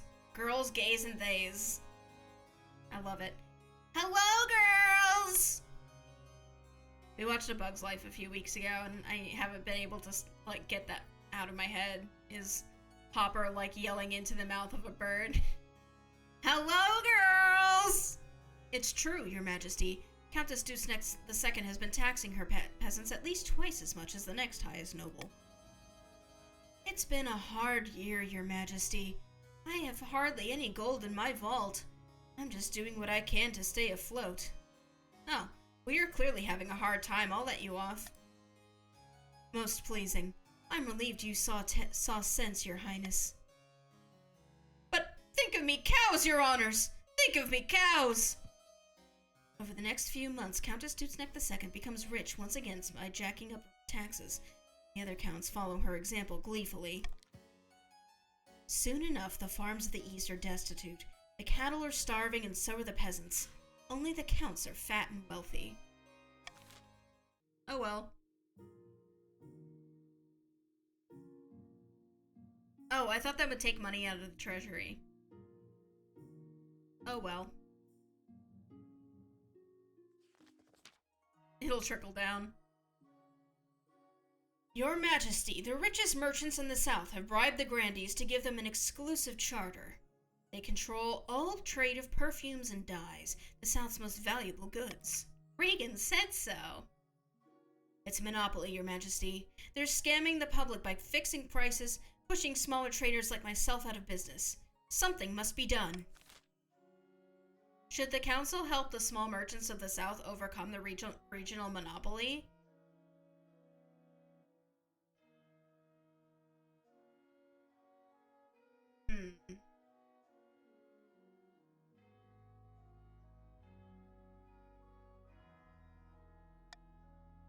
Oops. I meant this one. Okay, you can either vote to Monopoly, it just sounds like good business, which is A. Or C, declare the exclusive charter null and void, which will, do a bunch of good things for me. I mean, it's kind of all, it's whatever. It's up to you.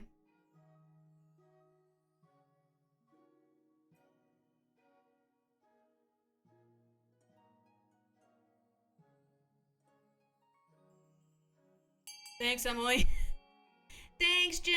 I know it doesn't really count.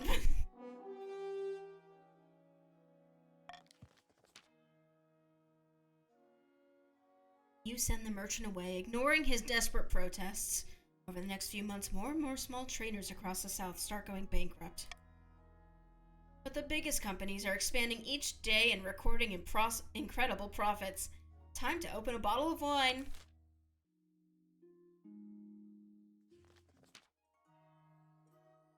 Your Highness, something most strange has occurred in the Ghost Sea.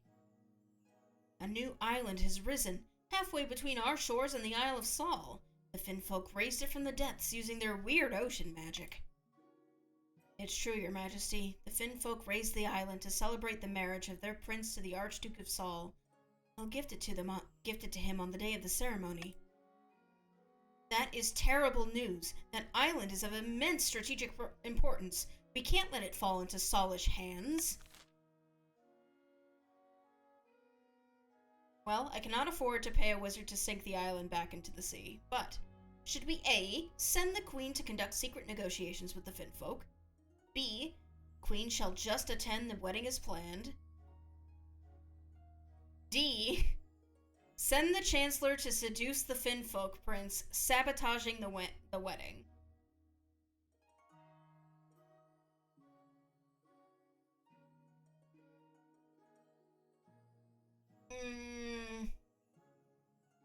It doesn't tell me what the consequences of either of these are. So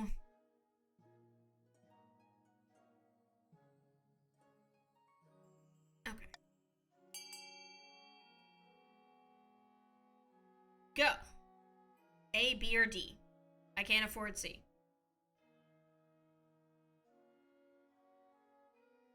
You all voted what I was gonna want anyway. I need to see him seduce him. Capital idea. Hang on, I didn't agree to this. Just seduce the fishman, you wimp. What the Marshal is trying to say is that you're unattached, and the Chancellor of the Kingdom. You'd make a far better match for this Finfolk prince than the Archduke of some rainy little island. Your Majesty, listen to reason. Don't send me underwater to propose marriage to some damp little frog creature. Sorry, but the council has decided. Just talk to him. See if there's a spark. There won't be a bloody spark. We'll be underwater. With great reluctance, your Chancellor is eventually persuaded to go on a clandestine visit to one of the Finfolk's undersea villages. I hope that works out.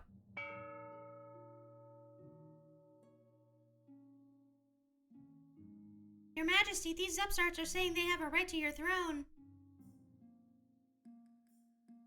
Yeah, I'm in pretty alright spot.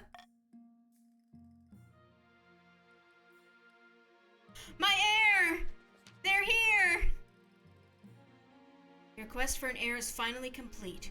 You stand before the council holding a small child in your arms. Should I die, I ask that my crown be passed down to... Council hall is filled with nervous silence. My child. The assembled nobles break out into polite applause. By designating an heir, you've cemented the stability of the kingdom.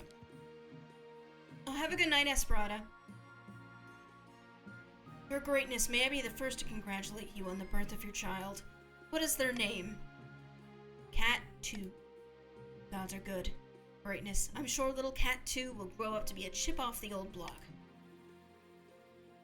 Congratulations on finding an heir. You just need to fulfill your ambition to win the game.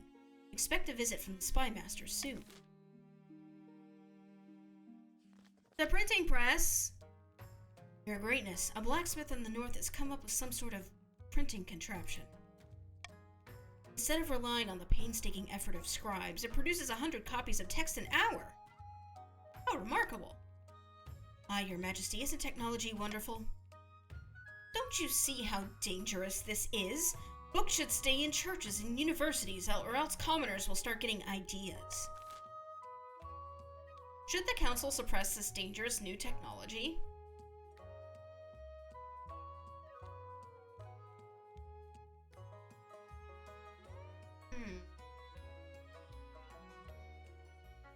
I'm gonna veto this one.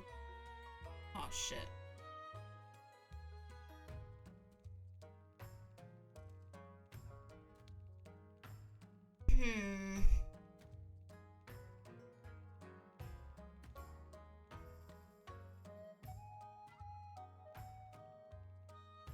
All of these suck.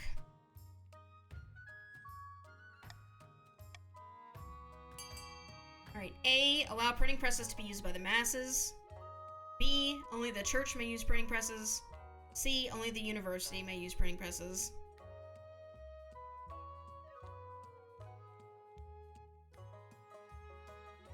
And we only have 4 votes now.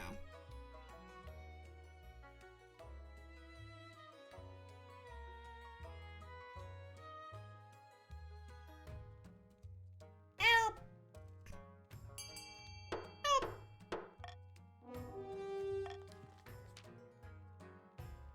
You're going to regret this one day, Your Highness.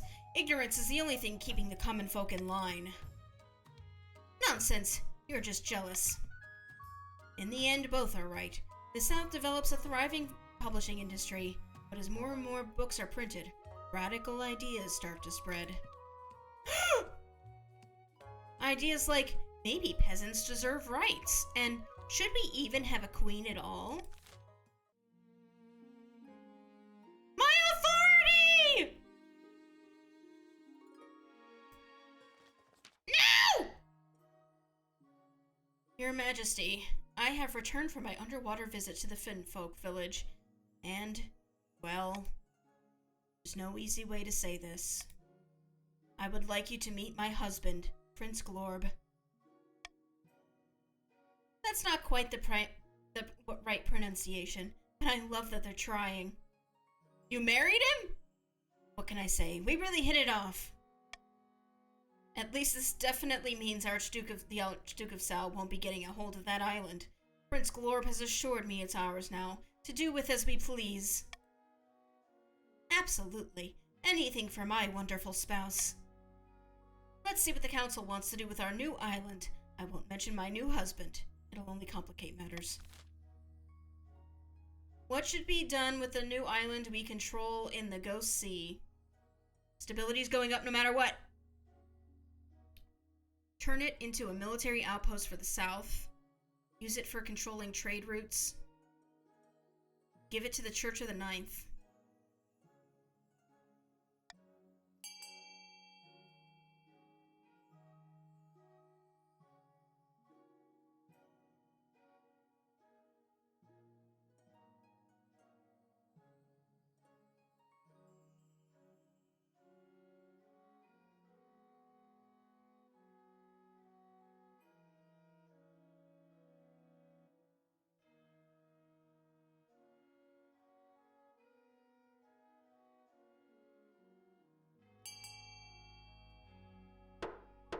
Oops, more than half the votes for one thing.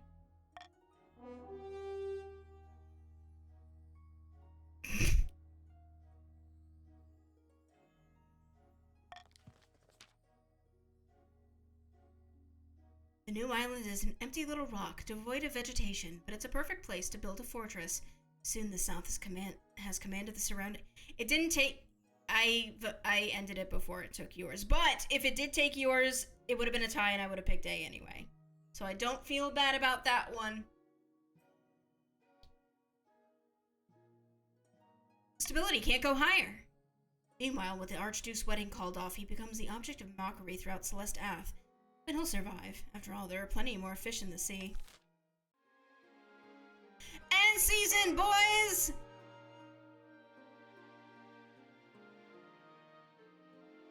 Okay. We have, for the bidding, an aqueduct, which will raise the chief's farming. A deer park, which will lower the chief's farming. A prison. A grand bazaar. An observatory. And a fortress. I mean, you can dump all that crap into the prison, but... keep in mind what your goal might be if you're a chief.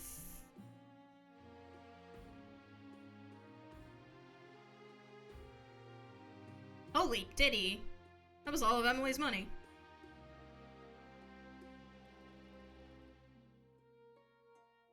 You might want to stop that if you have the money. You might want to vote for that deer park and not that prison. Uh-oh. I like it when they fight.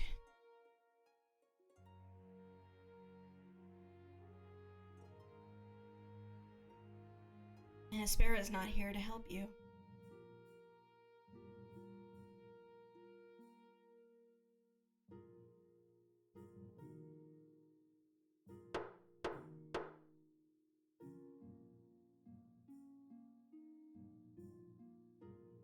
Yay! Nothing!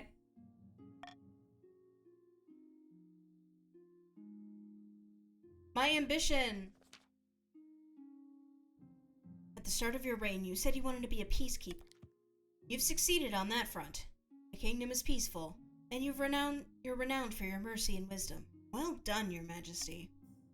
But to shut down your noble scheming for good, we need to build on that reputation. Your advisors have some ideas. The common folk are a sleeping giant that even the nobles are afraid to wake. If you become beloved by the peasants, the nobles won't dare to overthrow you for fear of revolution. My advice, on the other hand, would be to infiltrate each region with loyal spies, defeat their schemes with schemes of our own. The Chancellor has other ideas.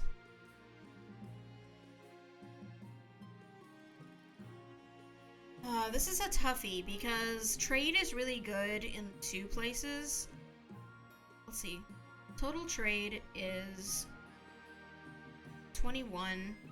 Total farming is 18. So I'm gonna go trade. Wise decision, your majesty. I'll begin recruiting spies. We'll send them across the kingdom in the guise of traveling bards. This will require a fine touch.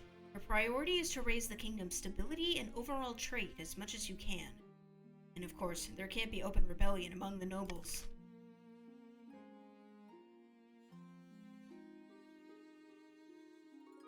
Okay, we're gonna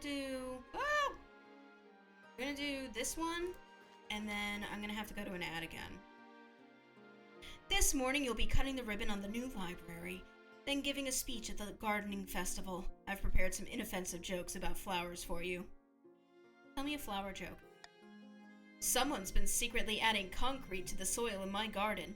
The plot thickens. Oh, relax everyone, I'm just pawing your leg. Love it. What can I say, I'm a budding comedian. Hang on, isn't there a council meeting today? Why yes, your majesty, but the nobles told me you weren't attending council meetings anymore. They said you were happy to let them decide the matters of the state. I said no such thing! Oh dear. Quick, let's head to the council hall. We might catch them before the session begins. Oh, your majesty, forgive me for not bowing. We didn't expect to see you here today. What's the meaning of this? Don't take offense, Your Majesty. We just thought you'd be relieved to have the reins of power taken from you. And what gave you that impression? By all that is holy, Your Highness, anyone can see that you're not fit to rule. Let us take care of things from now on. Would that be so bad? Order Grantee Jummy... Okay, not beheaded, but I will have you thrown in the dungeon, because that... No. I need my authority back. As Grantee Jummy Zero is dragged to the dungeon, you turn and see that the other nobles are bowing and scraping before you. That's better. Jummy Zero, too, has joined the council. Alright, I think I can do the crystal pox, too.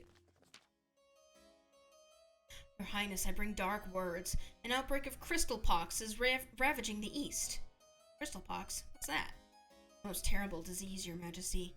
It begins with a rash of boils which slowly and painfully crystallize until the poor victim is sparkling like a diamond. Eventually, the sufferer becomes a crystalline statue. Painful, but admittedly glamorous way to go. How many dead? Whole villages have succumbed. Disease is terribly virulent. Your Majesty, if I may make a suggestion. Victims of crystal pox are only infectious at the boil stage. Once they're fully covered in crystals, they no longer spread the disease. It's the affliction your OC has. That's awesome. Indeed, the pox crystals can be harvested and used in jewelry. If we allow the pox to spread, we can make money in the East. By the blood of the dead, woman, that is heartless, even for you. The only way to fight the pox is to close the roads and shut down all trade until the wave subsides. Is that what you want? For the East to lose money? Holy shit. I'm gonna have to snooze this ad. A. Spread the crystal pox and harvest the gems. This appears to be a bad idea. B. Don't do anything one way or the other. This also appears to be a bad idea. C. Quarantine the East to prevent further spread. This sucks too!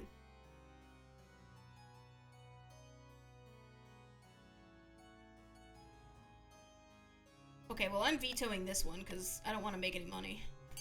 B or C?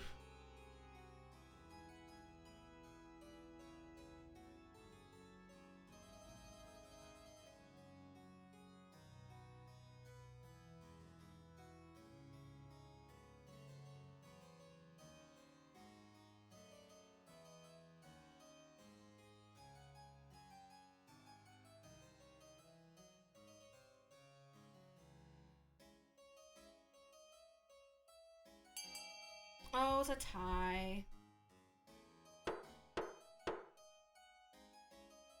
Well, you know, it's good for trade is good for the kingdom, am I right?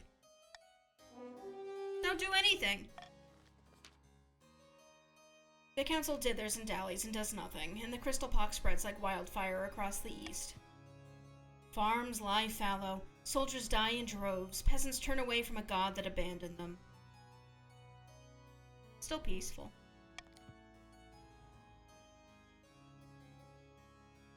However, it's not all bad news. Making the best of a bad situation, the counts harvest gemstones from the pox-stricken peasants and sell them at a tidy profit. Alright. I'm gonna go to an ad real quick. I'll be back in about 3 minutes. Get up, take a stretch, enjoy yourself, and I'll be back soon.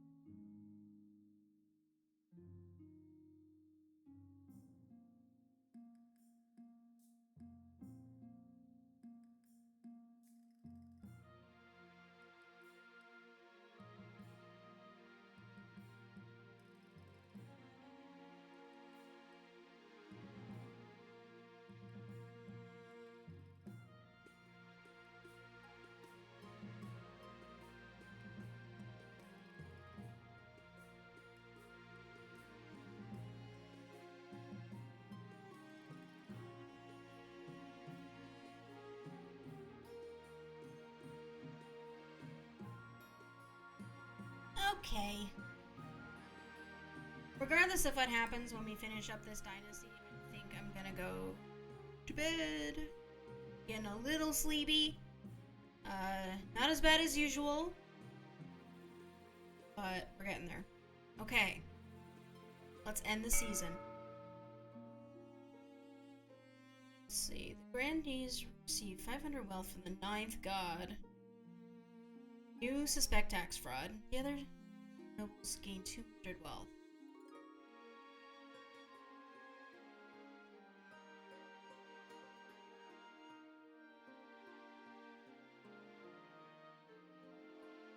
Well, boosting my money doesn't help me much.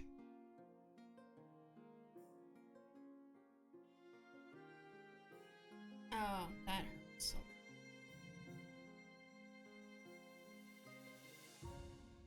But I should lower the Grandee's Defiance.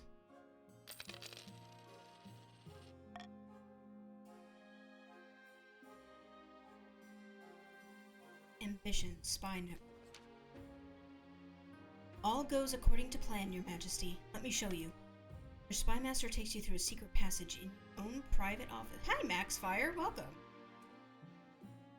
Think you've been sorted into the Chiefs, which is good because Espera actually just went to bed, so he'll be backing up their votes. You emerge into a hidden chamber where a number of hooded figures are waiting. These are my agents. They can blend into a crowd as effortlessly as they can slip a knife between a traitor's ribs. Why didn't I know about this chamber? Don't worry about it. The palace is riddled with secret passages and hidden rooms. I'll keep track of them for you. Not sure how it works, I just bought the game. Well, there will come a time for y'all to vote. We're a little far in the game, in this particular session right now, so, it might be, like, a lot to take in, but I'm sure to play this again. I forgot how much I like this game. So, there'll definitely be, like, other opportunities to play. But, there'll be an opportunity for you to vote on, things that I do as the queen. You're trying to basically sabotage me and get me overthrown or killed or whatever. Since you're a chief, you want to get your farming stat to at least 7. Right now it's 5. So if a vote comes up that looks like it will be beneficial for the chief's farming stat, you might want to go for that. Don't worry about it. This palace is riddled with secret passages and hidden rooms. I'll keep track of them for you. Soon our spies will infiltrate the courts of all the nobles on your council, disguised as traveling bards. One of the spies tosses aside her cloak, revealing a lute and the colorful costume of a troubadour. With charm and flattery, they'll worm their ways into your nobles' hearts and minds. Then we will have a spy network of the likes of which the world has never seen. I hope to make even the Gaunta Tavalin look like rank amateurs. Yeah, you're fulfilling a prophecy for King Nut. That is his name. Well, right now I guess he's your King Nut, but he's not my King Nut. Not yet. Can they give us a song? A few notes are plucked on the lute. The assembled spies launch into a ballad. It's actually not bad. Your toe is tapping. If you think this is good, you should see them throw a knife. Can cut a rope at 30 yards. This should put a stop to their foolish schemes, and it will keep the kingdom stable for the rest of your reign. A little blackmail is a small price to pay. A week passes before you hear more news. Your spy master arrives in your office with a tiny scroll, small as a cherry stem, clutched between 2 fingertips. This is a message from one of our agents in the field, Your Majesty. I sent her to Chief Emigami's clan hall disguised as a skald, with bagpipes at her back. Ooh, wonderful news. Don't get too excited. This is only the first step. Let's see what she has to say. Wait to hear the success of your fledgling spy. 80% chance of success based on trade. The spy master studies the scroll for a moment. A smile creeps across her face. She holds it over a candle flame and it vanishes in a puff of cinders. trade challenge succeeded. She's been welcomed into Chief Emigami's court with open arms and is already flattering them with fawning songs. Let's hope our other spies are just as successful. Over the next few weeks, you receive back word from more and more of your agents. Almost all of them have successfully wormed their way into your noble's courts. Now we must hope that they can maintain their cover. Wait and see. 90% chance of success based on stability. A few more weeks pass. You wait anxiously for news of your spy's progress. GG Monarch 1. I'm sorry. I'm not sorry. One day, your spy master appears at your desk, her face lit by a triumphant smirk. Also, hi, Wapper34. Welcome. Good news, your majesty. Our spies have uncovered some of your noble's darkest secrets. Do you know Chief Emigami has an irrational fear of lemons? You do now. The lemons again! We even have a few illicit romances between the nobles and our generically attractive bards. The blackmail writes itself. My genius knows no bounds. If this keeps up, I might have to agree. But we can't get too complacent. We must see if our other spies are equally successful. Over the next few weeks, your spies send back more and more positive reports. Soon you've established a spy network throughout the entire kingdom. It's with a sense of smugness that you call your next council session. As the nobles file in, you realize you know all their secrets, their weaknesses, everything. Listen, your highness, I was thinking that taxes have been awfully high lately. Why don't we have a vote on reducing them? Oh, we can call a vote. No problem. But as the nobles walk up to the ballot box, your spy master swoops in and takes them aside. She whispers in their ear. One by one, you watch their expressions turn to horror. By the old gods, how did you know that? Only my mother knows about that. Oh yeah, Maxfire, since you bought the game, your avatar shows up in the game more often. And their banner is all shiny. And it can stay that way. Just vote the way we tell you to vote. I destroyed the evidence. You can't prove anything. You'd be surprised what I can prove. I know exactly where to dig, but if you vote the way I tell you, maybe I'll misplace my shovel. Hey, care for some lemonade? Ah! Leave me alone! I'll do whatever you say! Sure enough, when the votes come back, it's unanimous. All the nobles, except for perhaps the first time, have voted exactly how you wanted them to. I could get used to this. When you leave the council hall, the nobles are quiet. They know a new era has begun. An era of cooperation. Or else. Your wife meets you back at your chambers, your heir cat too in her arms. Smoothly done, cat. We should start teaching little cat too how to follow in my footsteps. Good idea. After this, I get the feeling they'll be wearing a crown one day. That night, you sleep an untroubled sleep for the first time since you first sat on the throne. No matter their grievances, the nobles will never again dare to defy you. You simply need to mention offhandedly that you know what they did last winter, or that you know where they sleep at night. Yay! Shortly after Queen Cat's reign ended, the Inquisitors raided Count Dutzenek's castle and placed her under arrest for evil magic. As she burned, she screamed the secret name of the seventh god. The grandees prayed and prayed for a miracle to place Andona in her rightful place on the throne, but no miracle came. Yeah, I think I did pretty good this time. The first one, I didn't remember what I did, so I don't really count that, but this one, pretty happy. The chiefs decided that the time must not have been ripe. Prophecy was quietly forgotten, by all except the god speakers who waited for the right omens to arise again. Queen Cat ruled from the shadows, getting her way in the council with blackmail and threats. The nobles were terrified, but the peasants considered it a golden age. After 15 years of unquestioned rule, Queen Cat died peacefully in bed, and the nobles let out a collective sigh of relief. How old was I? Wait a second, what was I, like, 35? Changing out of my yellow robes. Hello. first one was done in like 20 minutes tops. Highly abnormal.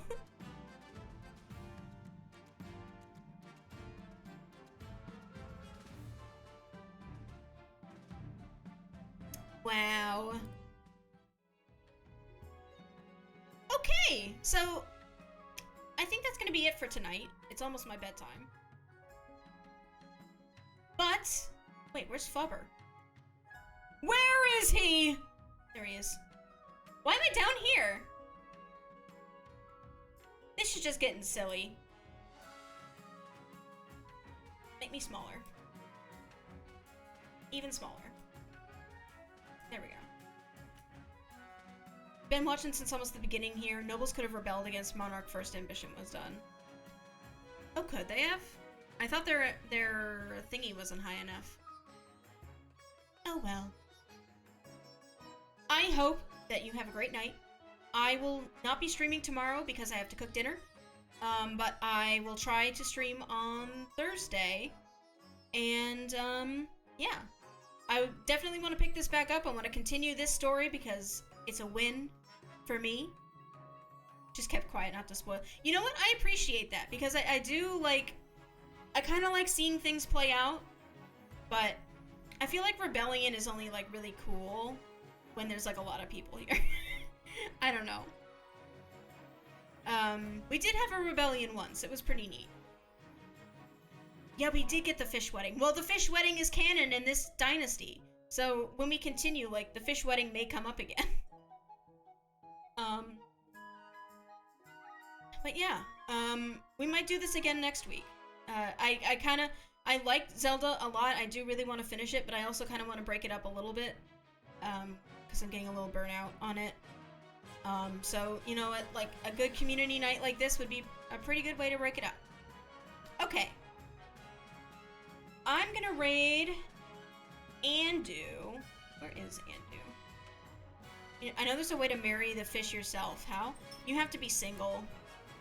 And I always try to get married. But, like, you could, like, refuse to get married or divorce whenever it comes up. We're gonna raid Andu.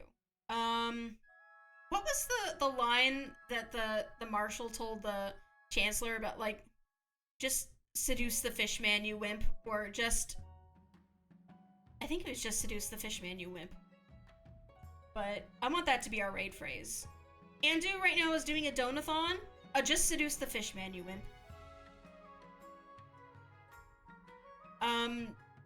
He's trying to raise some money to help with some business expenses. He runs, and also have no spouse, yeah. He runs a really cool business called Donut Moth that does merchandise for VTubers. And, you know, running a business has its expenses. So he's doing a really, really long stream, or like several day stream, to make back some of that money. So, I want you to give him a hello and say the magic phrase, magic words. Just seduce the fishman. Win. Alright, everybody. Have a good night. Bye-bye.